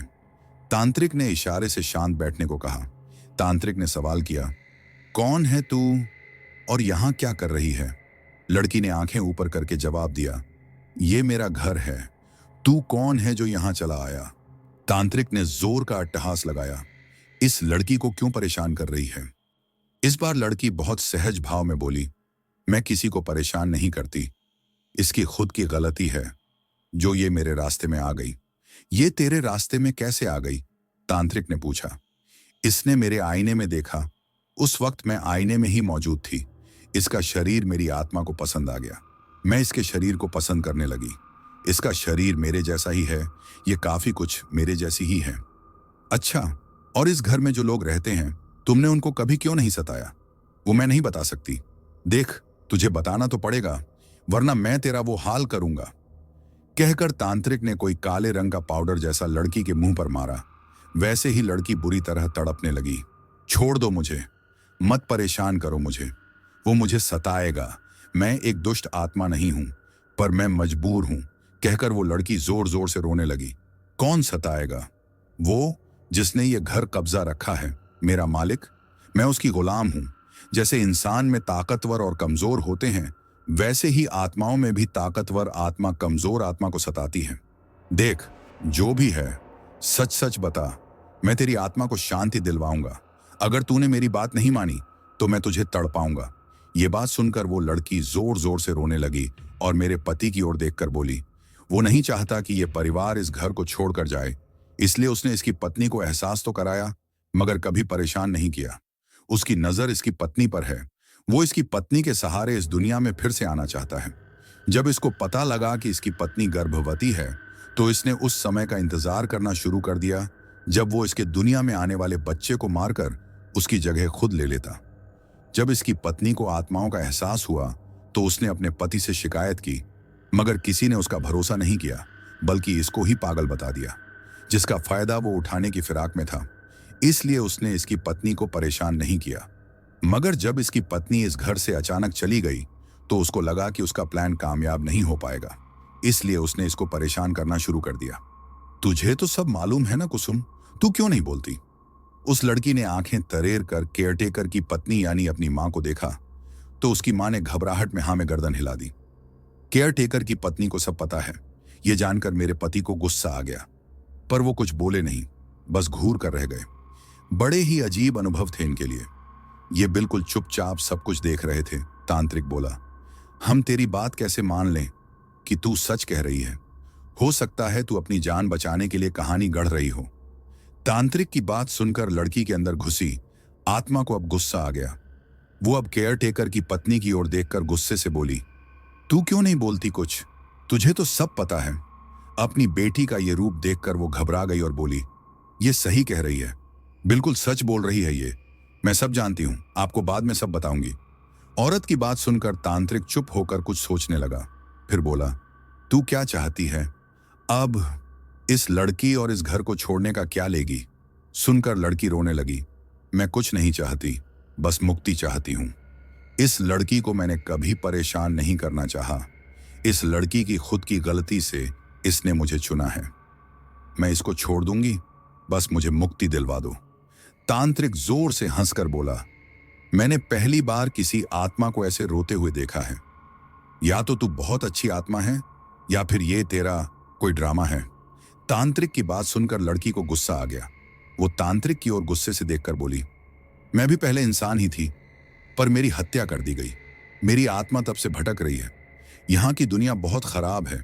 जैसे इंसानों के संसार में ताकतवर लोग कमजोर को परेशान करते हैं, वैसे ही यहाँ भी यहाँ की दुष्ट आत्माएं कमजोर आत्माओं को अपना गुलाम बनाकर रखती हैं। फिर सुबक कर बोली, मेरे पिताजी को स्वप्न आते थे जिसमें इस घर में धन गड़ा होने के सपने उन्हें अक्सर आते थे, जिसको पाने के लिए उन्होंने एक अघोरी तांत्रिक से संपर्क किया, जिसने उनको विश्वास दिलाया कि वो उन्हें पूरा गड़ा हुआ खजाना दिला देंगे। मगर उसको लालच आ गया और उसने मेरे पिताजी को धोखा दे दिया। बात करीब 20 वर्ष पुरानी है। ये इलाका शहर से दूर था, आसपास जंगल जैसा इलाका था। मेरे परिवार के नाम पर यहाँ मेरे पिताजी थे। मेरे बाकी परिवार के लोग गांव में रहते थे। मेरी पढ़ाई की वजह से हम यहाँ इस मकान में रह रहे थे। रमेश काका केयरटेकर को पिताजी ने गांव से बुला लिया था, जो खेतीबाड़ी और सुरक्षा के मकसद से यहाँ मकान के बाहर ही एक टीन की झोपड़ी में रहते थे। रामू काका अधेड़ उम्र के हमारे रिश्तेदार थे जो गरीब थे, जिन्हें पिताजी ने अपने साथ रख रखा था। वो घर के छोटे मोटे काम कर दिया करते थे और गांव आते जाते रहते थे। इस घर के पीछे एक बेर का पेड़ भी है, जिसमें एक झूला भी टंगा हुआ था। मैं अक्सर अकेले ही उस पेड़ से पत्थर से बेर तोड़कर खाया करती थी। हमारी जिंदगी अच्छे से चल रही थी। अचानक हमारे बुरे दिन शुरू हो गए। पिताजी को बिजनेस में घाटा पड़ गया। वो परेशान रहने लगे और उनका जुड़ाव तंत्र मंत्र से होता चला गया। एक दिन अचानक से उन्हें सपना आया कि उनके मकान के नीचे बहुत सारा धन गड़ा हुआ है। वो उसे लेकर अपनी परेशानी को दूर कर सकते हैं। पिताजी को लालच आ गया। उन्होंने रमेश काका को भी इस बारे में बताया। फिर उनकी मुलाकात एक दिन एक अघोरी तांत्रिक से हुई, जिसने उन्हें उस धन को पाने का तरीका बताया और बताया कि ये धन उनके पूर्वजों का है, जो उन्हें आसानी से मिल सकता है। पर समस्या ये है कि इस मकान पर उस बेर के पेड़ की छाया है, जिस पर एक प्रेत निवास करता है। उस पेड़ को काटना पड़ेगा, तभी वो प्रेत धन को मुक्त करेगा। पेड़ काटने के लिए पिताजी ने मना कर दिया, क्योंकि वो पेड़ माँ ने लगाया था और वो उनकी आखिरी निशानी थी। तब उस अघोरी ने बताया कि बिना पेड़ काटे भी इस प्रेत को भगाया जा सकता है। इस काम के लिए रात्रिकाल में पूजा करनी पड़ेगी, वरना ये प्रेत किसी की बलि ले लेगा। अघोरी की बात सुनकर पिताजी घबरा गए और उस गड़े धन के लिए मना करने लगे। इस पर अघोरी ने उन्हें समझाया कि आप बिल्कुल भी परेशान ना हो, वो सब संभाल लेगा। धीरे धीरे उसने पिताजी पर बहुत विश्वास जमा लिया। धन की कमी से परेशान पिताजी ने उसे मूक सहमति दे दी। धीरे धीरे उस अघोरी का हमारे घर अक्सर आना जाना होने लगा। उसने कुछ पूजा की चीजें पिताजी को दी, जिनसे पिताजी को बिजनेस में फायदा होने लगा। पिताजी उस पर अंधा विश्वास करने लगे। उन्हें इस बात की जरा भी फिक्र नहीं थी कि किसी की बुरी नजर मुझ पर थी, जो बात मेरे पिताजी को समय रहते समझ नहीं आई। उसने पिताजी को बताया, आज से ठीक 1 महीने बाद अमावस्या की काली रात में काली शक्तियां जागृत होंगी। तभी वो प्रेत की पूजा करेगा और गड़े हुए धन को निकालेगा। तब तक वो पूजा के स्थान को पवित्र करके कीलकित करके वापस अपने गांव साधना के लिए जा रहा है। अतः इस स्थान पर कोई प्रवेश न करे और अमावस्या के 1 दिन पहले ही लौटेगा। करीब 4-5 दिन बाद की बात है। एक दिन पिताजी और रमेश काका दोनों ही काम से गए हुए थे। मैं स्कूल से परीक्षा देकर घर आई और घर पर आराम कर रही थी। तभी वो तांत्रिक घर पर आया और मुझसे पीने को पानी मांगा। मैंने पीने को पानी दिया। वो मुझे गलत नजरों से देख रहा था। मैं घबराकर घर के अंदर चली गई। अंदर रामू काका ने ये देख लिया तो वो आकर उसे डांटने लगे। वो घसीट कर रामू काका को तलघर में ले गया और उनका मुंह ढककर उनकी जान ले ली। रामू काका को मरा देखकर वो घबरा गया और उसने मुझे प्रताड़ित करना शुरू कर दिया। वो मेरे साथ गलत हरकत करने का दबाव बनाने लगा। उसने मुझे जबरदस्ती पकड़कर मेरे मुंह बंद करके मुझे फांसी के फंदे पर एक पंखे से लटका दिया। फिर तल घर में जाकर रामू काका को जमीन के अंदर खोद कर गाड़ दिया। जब पिताजी और काका घर लौट कर आए तो मुझे इस हाल में लटका देख पिताजी के कदमों तले से जमीन निकल गई। रमेश काका ने रामू काका को आवाज लगाई, मगर वो पूरे घर में कहीं नजर नहीं आए। अब सबको लगा कि रामू काका ने मेरे साथ कुछ गलत करके मुझे मार दिया है और वहां से भाग गए हैं। 1 महीने बाद वो तांत्रिक घर आया और आकर अफसोस जाहिर किया, जैसे उसे कुछ पता ही नहीं हो। उसने ये भी कहा कि आजकल किसी का भरोसा नहीं कर सकते। कौन सोच सकता है कि आपका रिश्तेदार नौकर, जिसे आपने पनाह दी, वो ऐसा कर सकता है। इस हादसे के बाद पिताजी टूट चुके थे और वो अब किसी भी तरह के घड़े धन के लिए मना कर चुके थे, मगर तांत्रिक जिद पर अड़ा हुआ था। इस बार उसने अजीब इच्छा व्यक्त की कि वो अकेले ही पूजा करेगा। उसे पूरे घर में कोई नहीं चाहिए। उसने पिताजी को कहा, प्रेत आपके परिवार से नाराज है, इसलिए आपके घर में ऐसा हुआ है। उसने आपके नौकर की मत फेर दी, उसके अंदर प्रवेश करके ये सब कराया है। अब आप धन ले या न ले, प्रेत आपके घर को बर्बाद कर देगा। आपकी बेटी की आत्मा की शांति के लिए भी यह पूजा जरूरी है, वरना आपकी बेटी को भी शांति नहीं मिल पाएगी। आप 1 दिन के लिए अपने गांव चले जाइए, वो इस घर में अकेला ही रात में तंत्र साधना करेगा। पिताजी ने कुछ सोचकर उसे अनुमति दे दी। पिताजी और रमेश काका गांव जाने के लिए चल दिए। उस तांत्रिक ने अगले दिन रात के 10 बजे उस मकान के तलघर में प्रवेश किया और उस तलघर की खुदाई करने लगा। वो पसीने से लथपथ जल्दी जल्दी खुदाई करने में लगा था। थोड़ी ही देर में रामू काका की लाश उसने खोद कर निकाल दी। वो इस बात से अनजान था कि 2 जोड़ी आंखें उस पर नजर बनाए रखी हुई हैं। अचानक से उसकी पीठ पर किसी ने जोर से डंडा मारा तो वो गिर पड़ा और जोर से चिल्लाया, कौन है? जब उसकी नजर सामने गई तो देखा पिताजी और रमेश काका हाथ में लाठी लेकर खड़े हुए हैं। उन दोनों को देखकर वो घबरा गया और अपनी घबराहट छुपाने को बोला, आपकी बेटी के हत्यारे को मैंने ढूंढ लिया है। आपके नौकर ने ही आपकी बेटी को मार दिया था और खजाने के लालच में वो यहां खुदाई कर रहा था तो प्रेत ने उसे भूमि में जिंदा गाड़ दिया। उसकी बात सुनकर पिताजी को और गुस्सा आ गया। उन्होंने उसे बुरी तरह पीटना शुरू कर दिया और बोले, तेरी पोल खुल गई है, धूर्त, सब सच सच बता दे। अपनी पोल खुली देख वो अपने असली रूप में आ गया और जमीन पर लेटे लेटे ही जोर जोर से हंसने लगा। फिर रुककर बोला, तुझे पता कैसे लगा कि मैंने ही ये सब किया है? पिताजी ने एक लात उसके सीने पर मारी और गुस्से से बोले, अपराधी कितना भी शातिर हो मगर उसकी एक गलती उसे पकड़वा देती है। तुम मुझसे कहकर गए कि तुम आज ही गांव जा रहे हो।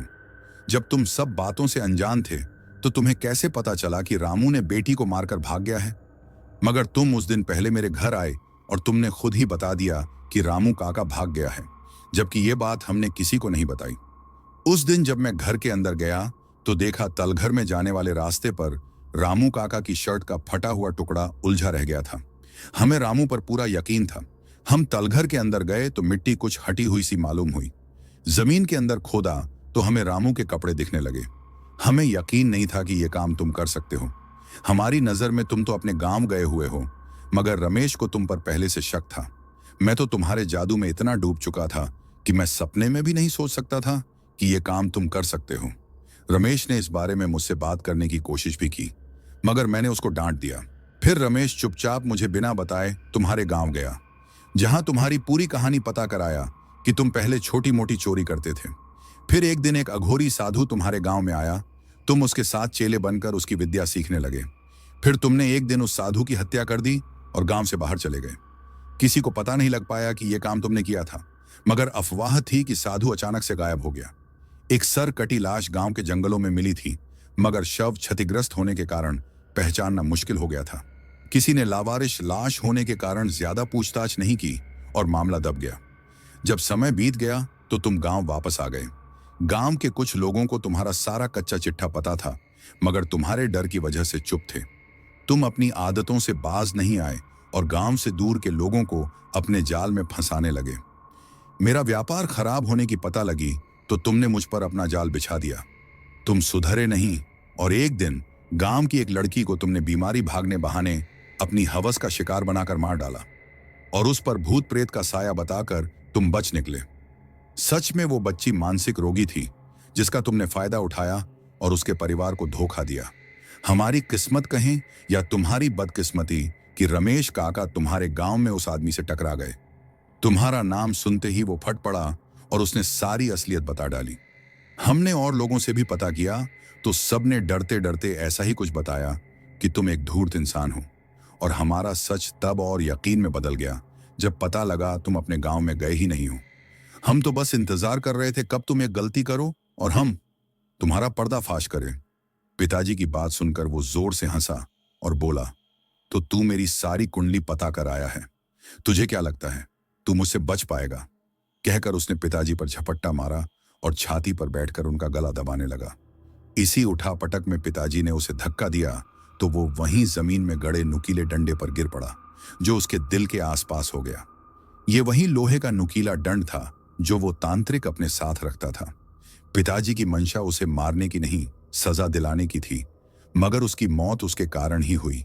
मगर उस दुष्ट के आखिरी शब्द थे, तेरी बेटी को इस जहां में भी नहीं छोड़ा और जा रहा हूं मैं उसकी दुनिया में, वहां भी उसको चैन नहीं लेने दूंगा। कहकर वो मर गया। मरकर भी उसने अपनी हैवानियत नहीं छोड़ी। मेरी आत्मा को कष्ट पहुंचाने लगा, मेरी आत्मा को अपना गुलाम बना लिया। मेरी अकाल मृत्यु हुई थी तो मुझे अभी तक मुक्ति नहीं मिली है। वो मुझे हर रोज यातना देता है। इंसान से भी बुरा हाल होता है अकाल मृत्यु की आत्मा का। रामू काका को भी इसने यातना देनी चाहिए, पर वो ईश्वर के भक्त थे और उनका समय भी पूरा हो गया था तो वो स्वयं मुक्त हो गए। तुम्हारी अकाल मृत्यु हुई है पर तुम्हारे शरीर का तो क्रियाकर्म कर दिया गया था, फिर क्यों भटक रही हो? मुझे मारने से पहले इस तांत्रिक ने मेरे शरीर से मेरे बाल और कपड़े लेकर मुझ पर जादू कर दिया था। मेरे शरीर को जलाने के बाद भी मुझे मुक्ति नहीं मिली है और वो खुद अपनी और मेरी मुक्ति नहीं चाहता। वो मेरी जैसी आत्माओं पर राज करके शक्तिशाली बनना चाहता है। हमारे तांत्रिक ने पूछा, वैसे वो इस वक्त है कहाँ? वो उसी बेर के पेड़ पर निवास करता है जो मकान के पीछे बना है। कहते ही केयर टेकर की लड़की बेहोश हो गई। लावर्दन, जब तुम्हें सब कुछ पता था तो तुम लोगों ने हमें बताया क्यों नहीं? मेरे पति गुस्से से फट पड़े। हमसे गलती हो गई साहब, यही हमारे जीवन यापन का साधन है। साहब लोग बाहर चले गए थे तो यही हमारे खर्चे का स्रोत था। जब उस लड़की की आत्मा ने तुम्हारी बेटी को पकड़ रखा था तो तुमने कोई कोशिश क्यों नहीं की? आपको क्या पता साहब हमने क्या क्या नहीं किया। वो लड़की की आत्मा बुरी नहीं है, उसे मजबूर किया जा रहा था। वो एक जरिया थी। वो आत्मा कभी हमें परेशान नहीं करती, मगर वो उस तांत्रिक के प्रभाव में थी। एक दिन उसने हमें सब कुछ बता दिया तो हमारा डर खत्म हो गया, मगर चिंता बढ़ गई। हमने सपने में भी नहीं सोचा था कि उस तांत्रिक की आत्मा भी हो सकती है। हमने कई बार यहां से भागने की कोशिश की, मगर हर बार असफल रहे। फिर हारकर हमने इस जिंदगी को स्वीकार कर लिया। उस तांत्रिक की आत्मा की इच्छा थी कि इस घर में कोई गर्भवती महिला आए और उसके सहारे से वो इस दुनिया में कदम रखना चाहता था। हमें माफ कर दीजिए, ये सब हमने खुशी से नहीं किया, वरना वो हमारी बेटी को जान से मार देता। कहकर दोनों पति पत्नी रोने लगे। मैंने अपने तांत्रिक से बात की और पूछा, इसका क्या हल है? तो उसने कहा कि ये बहुत गंभीर समस्या है, इसका हल मेरे गुरुजी के पास हो सकता है। यहां से 30 किलोमीटर दूर एक गांव में जंगल के बीच काली मां का मंदिर है, वहां वो निवास करते हैं। वो मंदिर घने जंगलों के बीच है जहां शाम होने के बाद जाना संभव नहीं है। इतनी सारी समस्याओं में पड़ने के बाद मैं नौकरी तो भूल ही गया था। ऑफिस को कॉल करके मैंने कुछ दिन की छुट्टी के लिए अप्लाई कर दिया। पत्नी होटल में थी तो उसे कॉल करके बोल दिया कि तुम्हें कुछ दिन और होटल में रहना पड़ेगा, मैं इस मकान की व्यवस्था कर रहा हूं। अगर उसे बताता कि जंगलों में जा रहा हूं तो शायद वो घबरा जाती। मैं और वो तांत्रिक एक बाइक द्वारा उस जगह के लिए निकल पड़े। करीब 1 घंटे में हम उस स्थान के पास पहुंच गए। वो एक स्टेट हाईवे था, यहां से आगे जाने के लिए पैदल जाना था। बीच में रेलवे की एक क्रॉसिंग थी जहां फाटक नहीं लगा था। वहां पास में ही एक चाय की टपरी थी जो उस तांत्रिक का जानकार था। हमने बाइक वहीं खड़ी कर दी और पैदल ही चल दिए। रेलवे लाइन को क्रॉस करके हम पैदल चलने लगे। सड़क टूटी फूटी हुई थी जहां बाइक चलना भी मुश्किल था। करीब 300 मीटर के बाद वो टूटी फूटी सड़क भी अब नहीं थी, सिर्फ पैदल चलने का रास्ता मात्र था। चलने में लग रहा था कि हम किसी ऊंचाई की तरफ जा रहे हैं। आसपास चारों ओर घने पेड़, कीड़े मकोड़े आसानी से देख सकते थे। डर भी लग रहा था, इन झाड़ियों के बीच किसी सांप या बिच्छू पर पैर पड़ गया तो यही सारे काम हो जाएंगे। कभी लगता अचानक से कोई जंगली जानवर सामने आकर न खड़ा हो जाए। हमारा तांत्रिक सरपट चला जा रहा था, जैसे उसका रोज का काम हो। वो देखने में तांत्रिक जैसा लगता नहीं था, साधारण पेंट शर्ट पहना भागा चला जा रहा था। मैं नीचे रास्ते में संभल कर कदम रखते हुए आगे बढ़ रहा था। कभी पैरों में कोई झाड़ी उलझ जाती तो लगता किसी सांप ने पकड़ लिया है। वो कहते हैं ना, मन में डर हो तो रस्सी भी सांप नजर आती है। वो मुझसे करीब 100 मीटर आगे चल रहा था और मेरी परेशानी को समझ गया। उसने मुझे वहीं से आवाज लगाकर कहा, बिना डरे चलते रहिए सर, महाराज जी का क्षेत्र है, उनकी मर्जी के बिना यहाँ पत्ता भी नहीं हिलता। कीड़े मकोड़ों की क्या मजाल जो आपको छू भी जाए। मुझे उसकी बात सुनकर तसल्ली और आश्चर्य दोनों हुए। मैं फिर भी सावधानी से चलता रहा। करीब 20 से 25 मिनट पैदल चलने के बाद हम उस मंदिर के सामने खड़े थे। मैं एक अनजान आदमी के साथ अनजान जगह पर था। कोई घटना घट जाए तो किसी को पता भी ना चले। मैं अपनी बेवकूफ़ी पर अफसोस जता रहा था। मैंने समय देखने के लिए मोबाइल पर नजर मारी तो दोपहर के 12 बजे के 15 मिनट हो रहे थे और मोबाइल से नेटवर्क गायब थे। मन में उम्मीद और डर दोनों ही थे। मैं थक गया था, मुझे पैदल चलने की आदत नहीं थी। बहुत दिन बाद इतना चला तो सांस फूलने लगी। जंगल का सुंदर नजारा आंखों में बस गया था। डर और आनंद का मिला जुला मिश्रण महसूस कर रहा था। दोपहर के 12:15 बजे भी ऐसा लग रहा था जैसे शाम होने वाली हो। बहुत ही रमणीय दृश्य था। पास में ही एक नदी बह रही थी। वो तांत्रिक सामने मंदिर के अंदर चला गया। मैं दूर से खड़ा देख रहा था। तब तक न जाने क्या सूझा। मैं उस नदी के किनारे जाकर अपने मुंह को धोने लगा। तभी अचानक से पीछे से किसी ने मेरे कंधे पर हाथ रखा। जंगल में अचानक से किसी के हाथ रखने से मैं घबरा गया। देखा तो एक आदमी था जो साधु जैसे वस्त्र में था। मैंने घबराकर पूछना चाहा कि आप कौन हो। तब तक उस आदमी ने मुस्कुराकर उस तांत्रिक की ओर इशारा किया जो मेरी तरफ अंदर आने का इशारा कर रहा था। अपने तांत्रिक को देखकर मुझे तसल्ली हुई। मैं उस आदमी के साथ मंदिर की ओर जाने लगा। अब हम मंदिर के अंदर पहुंच गए थे। मंदिर बहुत प्राचीन लग रहा था। मंदिर ऊंचाई पर था, जैसे किसी पहाड़ी पर स्थित हो, परंतु रास्ता इस तरह बना था कि आप अंदाज नहीं लगा सकते कि आप पहाड़ी पर चढ़ रहे हों। ऊंचाई का अंदाजा मंदिर के प्रांगण में पहुंचकर लगा, जहां से नदी और बाकी का जंगल नीचे नजर आ रहा था। चारों ओर बने पेड़ों की शाखाएं मंदिर को चारों ओर से घेरे हुए थीं। उस आदमी ने कहा, आप दर्शन कर लीजिए, तब तक महाराज जी आ रहे हैं। आप किस्मत वाले हैं जो आज उनके दर्शन हो जाएंगे, वरना वो ध्यान समाधि में चले जाएं तो पता नहीं कब उनके दर्शन हो। मैंने मंदिर के दर्शन किए। प्राचीन काल की मूर्तियां थीं। एक काली मां की मूर्ति थी, एक हनुमान जी का मंदिर था और एक भैरवनाथ जी का मंदिर। सभी पर फूल चढ़े हुए थे। ऐसा लग रहा था जैसे किसी ने अभी अभी पूजा की है। मैं दर्शन करके मंदिर परिसर के फर्श पर ही बैठ गया। मेरे तो सोच सोच कर ही रोंगटे खड़े हो रहे थे। यहां आता कौन होगा? शाम होते ही आसपास के जानवर इकट्ठे हो जाते होंगे। पूरा मंदिर घने पेड़, बेल आदि से ढका हुआ था। बारिश के कारण आसपास के स्थान गीले और खाई युक्त भी हो रहे थे। मैं मंदिर के आसपास के माहौल में खोया हुआ था। तभी वो आदमी आया और मुझे इशारे से बुलाया। मैं उसके पीछे पीछे मंदिर परिसर के अंदर की ओर चला गया। कुछ सीढ़ियों को चढ़ने के बाद एक गुफानुमा कमरा था जिसमें मध्यम रोशनी थी। वहां हम पहुंचे। रोशनी से कम रोशनी में पहुंचने में आंखों को अजीब सा महसूस हो रहा था। आंखों को नॉर्मल होने में कुछ सेकंड लग गए। सामने थोड़ी सी ऊंचाई पर आसन बना हुआ था जिस पर वो महाराज जी बैठे हुए थे। सफेद कपड़ों में बैठे, करीब 65 से 70 वर्ष के होंगे, मगर चेहरे पर इतना तेज था कि उन्हें देखने मात्र से आत्म शांति मिल रही थी। श्रद्धापूर्वक मैंने आगे बढ़कर उनके पैर छू दिए। उन्होंने आशीर्वाद की मुद्रा में हाथ मेरे सिर पर रख दिया। उस वक्त बहुत अच्छा महसूस हो रहा था। मैंने परेशानी के भाव से कहा, बाबा, मैं बहुत बड़ी समस्या में हूं। मैं आगे कुछ बोलने को था, तभी बाबा ने हाथ से चुप रहने का इशारा कर दिया और आंखें बंद करके कुछ ध्यान करने लगे। मैंने असमंजस के भाव से अपने तांत्रिक की ओर देखा तो उसने मुस्कुराकर इशारे से हाथ जोड़कर चुप रहने को कहा। कुछ एक आध मिनट बाद गहरी शांति को भंग करते हुए महाराज जी ने मेरी ओर देखकर कहा, ईश्वर पर यकीन करता है? मैंने समर्पण भाव से कहा, जी बाबा, थोड़ा यकीन तो है, बस पूजा पाठ नहीं करता। बाबा हल्के से मुस्कुराए। और भूत प्रेत पर? मैं गहरी सांस लेकर बोला, जी बाबा, पहले नहीं करता था, पर अब होने लगा है। ईश्वर भी है और भूत प्रेत भी। बाबा मुस्कुराए और बोले, सब प्रारब्ध का खेल है बेटा।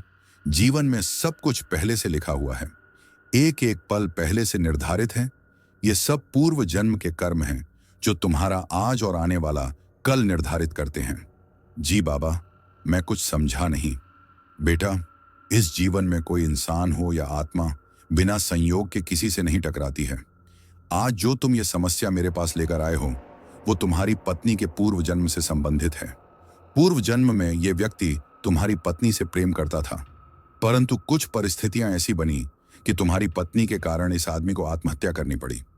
मगर इस जन्म में दोनों को ही एक दूसरे के बारे में जानकारी नहीं थी, मगर प्रारब्ध ने दोनों को फिर से मिला दिया।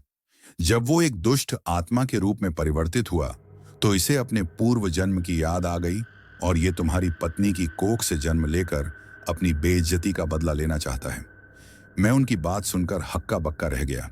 मैं आया किसी और काम से था और यहाँ कुछ और ही कहानी शुरू हो गई। मगर बाबा, हम तो उसको जानते भी नहीं हैं। मेरा यहाँ ट्रांसफर नहीं होता तो हम शायद यहाँ कभी नहीं आते। बाबा अब गंभीर होकर बोले, यही तो प्रारब्ध है। इंसान के कर्म उसे वहीं लाकर खड़ा कर देते हैं जहां से वो चला होता है। वो तुम्हारी पत्नी को उसकी मौत का जिम्मेदार मानता है।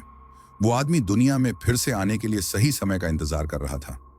जब तक आत्मा और जीवित इंसान की आंतरिक ऊर्जा एक दूसरे से न मिले, तब तक आत्मा इंसान से संपर्क नहीं कर सकती। तुमने कभी सोचा था कि किसी दिन इस घने जंगल में मुझसे मुलाकात होगी? मैंने नहीं, मैंने गर्दन हिला दी।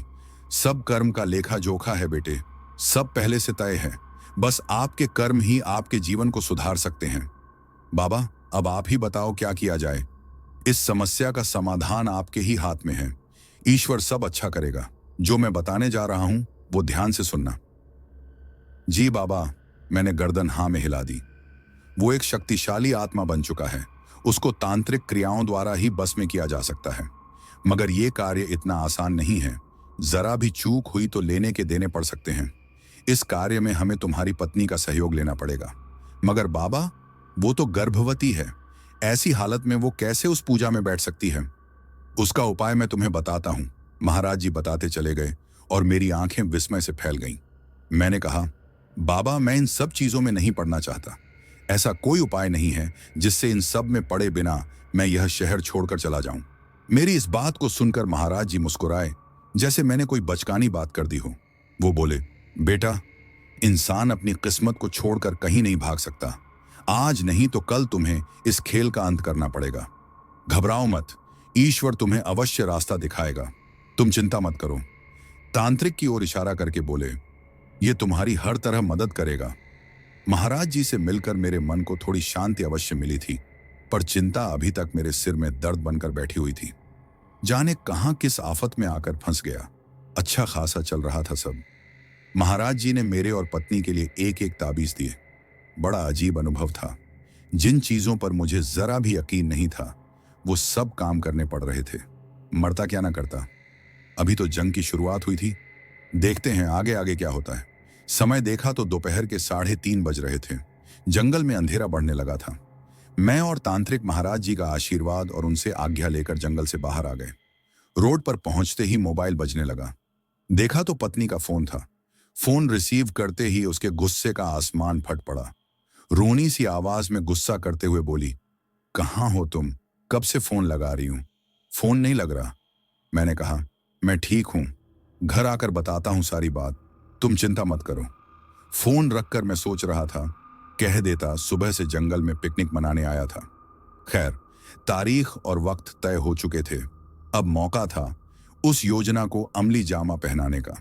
सुबह 5 बजे का समय था। सूर्योदय हो चुका था। हमारा तांत्रिक और उसका चेला हमारे घर में पहुंच चुके थे।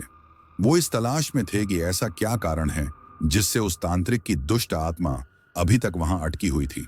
उसके शरीर का तो अंतिम संस्कार हो चुका था, फिर ऐसा कौन सा जरिया है जिसके कारण वो अभी तक रुका हुआ है। हमारा तांत्रिक और उसका चेला सावधानी से उस तलघर में उतर गए। वहां अंधेरा हो रहा था। चारों ओर मकड़ी के जाले और धूल धक्कड़ लगे हुए थे।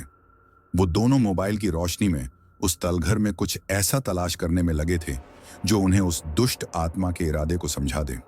वहां का फर्श का कुछ हिस्सा अभी भी कच्चा था, बाकी हिस्सा सीमेंट के पक्के फर्श का बना था। बड़ा मुश्किल था जिसकी उन्हें तलाश थी। वो कहीं इस पक्के फर्श के नीचे दबा हुआ तो बहुत मेहनत बढ़ जाएगी। उन्होंने सोचा पहले कच्चे हिस्से की खुदाई की जाए, शायद कुछ नजर आ जाए। वो दोनों फावड़े से लगातार खोदते रहे। अचानक से उनका फावड़ा किसी धातु जैसी चीज से टकराया। उन्हें उम्मीद की किरण जागी। उन्होंने थोड़ा और खोदा तो अंदर उन्हें कोई बर्तन जैसा नजर आया। उन्होंने खोदने की स्पीड बढ़ा दी। उनके हाथ जो आया जिसकी उन्होंने कभी कल्पना भी नहीं की थी। उनके हाथ में 2 पीतल के लोटे थे। वो ये सोचकर खुश थे कि कोई खजाना हाथ लग गया। वो दोनों लौटे एक छोटी सी प्लेट से ढके हुए थे। उस प्लेट को कसकर इस तरह किसी चीज से छुपकाया गया था कि आसानी से नहीं खुल जाए। उन्होंने अब वहां ज्यादा देर रुकना सुरक्षित नहीं समझा और दोनों ही चुपचाप वहां से निकलकर बाहर आ गए। हम तीनों एक सुनसान स्थान पर आकर मिले। उन लौटों को खोलकर देखना सब चाहते थे, मगर हिम्मत किसी की नहीं हो रही थी। मेरी तो बिल्कुल भी नहीं। खैर, उस तांत्रिक ने बिना हिचक के उसे खोलने लगा। उन लौटों के खुलते ही हम तीनों के चेहरे की चमक गायब हो गई। उन लोटों में कोई अशर्फी या सोने चांदी के सिक्के नहीं भरे थे। उसमें कुछ अजीब सी का कोई पैकेट था जिसे किसी लाल कपड़े के टुकड़े में बांध कर रखा गया था। उस कपड़े को खोलते ही हमारे आश्चर्य का ठिकाना न रहा। उस कपड़े के अंदर बालों का एक गुच्छा और सिंदूर और चावल और सूखा हुआ नींबू पड़े हुए थे। उसमें एक सफेद रंग का टुकड़ा भी था जिस पर लाल रंग के छींटे थे जो हल्के पड़ गए थे। मुझे ये सब देखकर सांप सूंघ गया। दूसरा लोटा खोला तो उसमें भी यही सामान था। कोई तो बहुत बड़ा झोल था।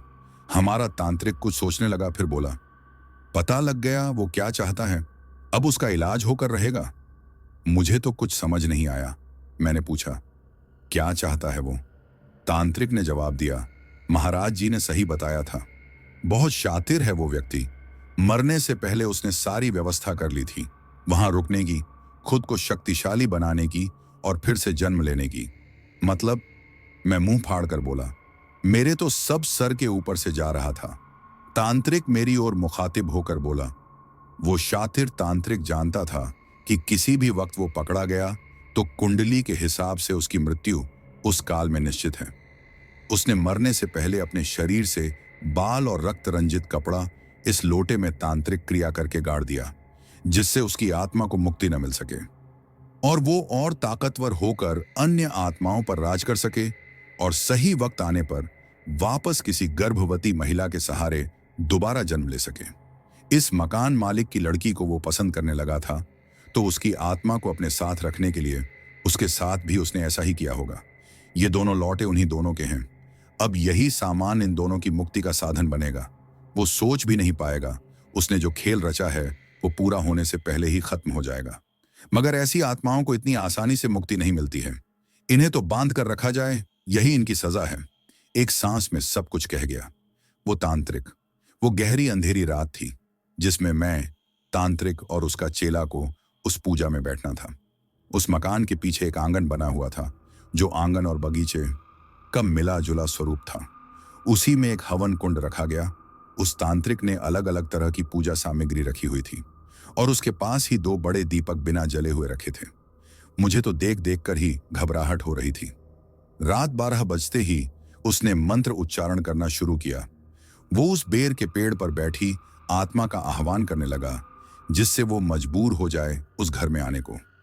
मेरी पत्नी ने 12 बजते ही घर में प्रवेश किया और उस तांत्रिक द्वारा बनाए गए लाल रंग के सुरक्षा घेरे में खड़ी हो गई। मेरे अंदर बहुत डर बैठा हुआ था, मगर उसने मुझे आश्वस्त कर दिया था कि जब तक गुरुजी का दिया हुआ ताबीज इनके गले में है, इनको कोई छू भी नहीं सकता।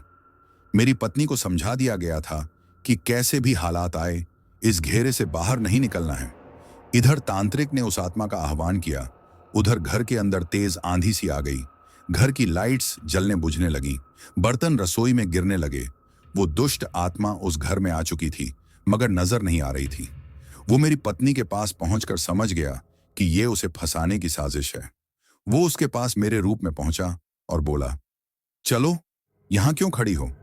मेरी पत्नी को पहले ही समझा दिया गया था, जब तक हम तीनों एक साथ नहीं आ जाएं, तब तक इस घेरे से बाहर मत निकलना। मेरी पत्नी ने हिम्मत दिखाई और उसकी ओर नहीं देखा और उसको कोई जवाब नहीं दिया। वो पुरजोर कोशिश में था कि किसी तरह ये बाहर आ जाए। वो अपने छलावे दिखाता रहा, मगर मेरी पत्नी टस से मस न हुई। अब उसने अपना असली रूप दिखाना शुरू कर दिया। घर में तेज आंधी चलने लगी। घर का सामान, दीवार पर लगी तस्वीरें इधर उधर उड़ने गिरने लगी। मेरी पत्नी ने आंखें बंद कर लीं। उसी समय में उस तांत्रिक के 4 साथियों ने वो बेर का पेड़ काट डाला। स्थिति काबू से बाहर होते देख उसने वहां से जाने की कोशिश की तो इधर हमारे तांत्रिक ने मंत्र तेजी से पढ़ना शुरू कर दिए और उस एक लोटे में मिले बाल को उस अग्निकुंड में डाल दिया। बाल आग कुंड में डालते ही अजीब सी मांस जलने की गंध आई और उस आंगन में तेज आंधी सी चलने लगी। तांत्रिक ने मुझे समझा दिया था कि कितनी भी विपरीत परिस्थिति आए, घबराना नहीं है और अपने आसन को नहीं छूना है। वहां का माहौल अजीब सा नकारात्मक सा हो गया। अचानक से आंधी रुक गई और सब कुछ सामान्य हो गया। अचानक से वहां रखा एक दीपक अपने आप जल गया। तांत्रिक ने फुर्ती दिखाते हुए तुरंत उस लोटे में रखा उस सफेद कपड़ा उस आग में डाल दिया और अपने पास रखे एक अजीब से लोटे जैसे बर्तन में उस दीपक को जलता हुआ ही रखकर उस बर्तन का मुंह कपड़े से ढककर उसे कसकर बंद कर अपने थैले में रख दिया। फिर उसने दूसरे लोटे में रखे सारे सामान को एक साथ उस अग्निकुंड में डाल दिया। जैसे ही सामान जलने लगा, दूसरे दीपक में ज्योति अपने आप प्रज्वलित हो गई और कुछ सेकंड बाद वो दीपक अपने आप बुझ गया। उसने उस दीपक की ओर हाथ जोड़कर कहा, ईश्वर तुम्हें शांति दे। पूजा समाप्त हो चुकी थी, सब कुछ थम गया था। हम तीनों भागे भागे घर के अंदर गए तो पत्नी अभी भी खड़े खड़े आंख बंद करके रो रही थी। मैंने भागकर उसको गले लगा लिया। मुझे अचानक से आया देखकर वो मुझे कसकर गले लगाकर जोर से रोने लगी। तांत्रिक ने बोला, आप घबराएं नहीं, अब सब कुछ सही हो गया है, आपको कोई परेशान नहीं करेगा। हम उसी वक्त उस घर से निकलकर होटल के लिए चले गए। अगले दिन मैं फिर से तांत्रिक के साथ उन महाराज जी के दर्शन करने उन जंगलों में गया और महाराज जी का शुक्रिया अदा किया। आज वो जंगल मुझे डरावना नहीं लग रहा था। वहां से लौटते वक्त मैंने अपने तांत्रिक से पूछा, तुमने एक लोटे का सामान डाला तो एक दीपक जल गया, दूसरे लोटे का सामान डाला तो दूसरा दीपक जल गया, मगर तुमने एक ही दीपक को अपने पास बंद करके रखा और एक दीपक अपने आप जलकर बुझ गया। मेरी बात सुनकर वो खिलखिलाकर हंसा। जाने दीजिए साहब, क्या करेंगे जानकर। मैं झेंप गया तो बोला, अच्छा बताता हूं। वो बोला, उस घर में 2 आत्माएं थीं, एक उस लड़की की और दूसरी उस दुष्ट तांत्रिक की। जब मैंने पहले लौटे का सामान उस अग्निकुंड में डाला तो उस दुष्ट तांत्रिक की आत्मा मेरे बस में आ गई और उस दीपक में प्रज्वलित हो गई, जिसे मैंने अपने पास कब्जे में रख लिया। और जब दूसरे लोटे का सामान उस अग्निकुंड में डाला तो उस लड़की की आत्मा आई जो दीपक में प्रज्वलित होकर स्वयं आई और अपनी उपस्थिति दिखाकर मुक्त हो गई। वैसे ही वो दीपक बुझ गया। मैंने आश्चर्य के साथ कहा, मतलब उस दुष्ट की आत्मा मुक्त नहीं हुई? तांत्रिक ने मुस्कुराकर कहा, हाँ, वो मेरे कब्जे में है और हजारों महाराज जी उसका इंतजाम कर देंगे। मगर क्यों? तुमने उसकी आत्मा को मुक्त क्यों नहीं किया? मैंने परेशान होकर तैश में पूछा। तो वो बोला, साहब, लातों के भूत बातों से नहीं मानते। वो दुष्ट आत्मा मुक्त होना ही नहीं चाहती थी। अगर मैं उसको मुक्ति देने की कोशिशें भी करता तो शायद वो भाग जाती और किसी को परेशान करती। इसलिए उसकी जगह यही है। एक आखिरी सवाल और, मैंने कहा। उसने परेशान होकर कहा, बोलिए, आपको कैसे पता चला कि पहले लौटे में उस दुष्ट का ही सामान था? वो मेरी इस बात पर ऐसे हंसा जैसे कोई बचकानी सवाल कर दिया हो। उसने कहा, साहब, दूसरे लौटे में जो बाल थे वो लंबे बाल थे जो किसी लड़की के ही हो सकते हैं। उसकी बात को सुनकर मैं निरुत्तर हो गया। अगला दिन हम उस मकान को हमेशा के लिए खाली करके जा रहे थे, मगर उस मकान में एक जोड़ी आंखें हमें अभी भी देख रही थीं। वो आंखें थीं काली बिल्ली की, जो अभी भी लगातार हमको ही घूर रही थी। उसको नजरअंदाज करके उस मकान की ओर आखिरी बार नजर डालकर हम वापस चल दिए। मगर एक सवाल अभी भी दिमाग में कौंध रहा था, उस घर में रह रही उस बिल्ली का क्या मकसद है? जो भी हो, खैर, हमें क्या, हम इस घर में तो क्या, इस शहर में भी दोबारा न आने की कसम खा चुके थे। मगर ये मकान हमें कभी न भूलने वाला सबक दे चुका था। दोस्तों, अगर आपको हमारी कहानियां पसंद आ रही हैं तो कृपया चैनल को सब्सक्राइब करें और बेल आइकन दबाना न भूलें, ताकि आप हमारी नई वीडियोस की नोटिफिकेशन सबसे पहले पा सकें। आपके समर्थन से ही हम और भी बेहतरीन कंटेंट लाने की कोशिश कर रहे हैं। अगर आपको यह वीडियो पसंद आया हो तो इसे लाइक करें और अपने दोस्तों के साथ शेयर करें। हमें कमेंट में बताएं कि आपको हमारी कहानी कैसी लगी और अगली बार आप किस विषय पर वीडियो देखना चाहेंगे। धन्यवाद और जुड़े रहिए हमारे साथ।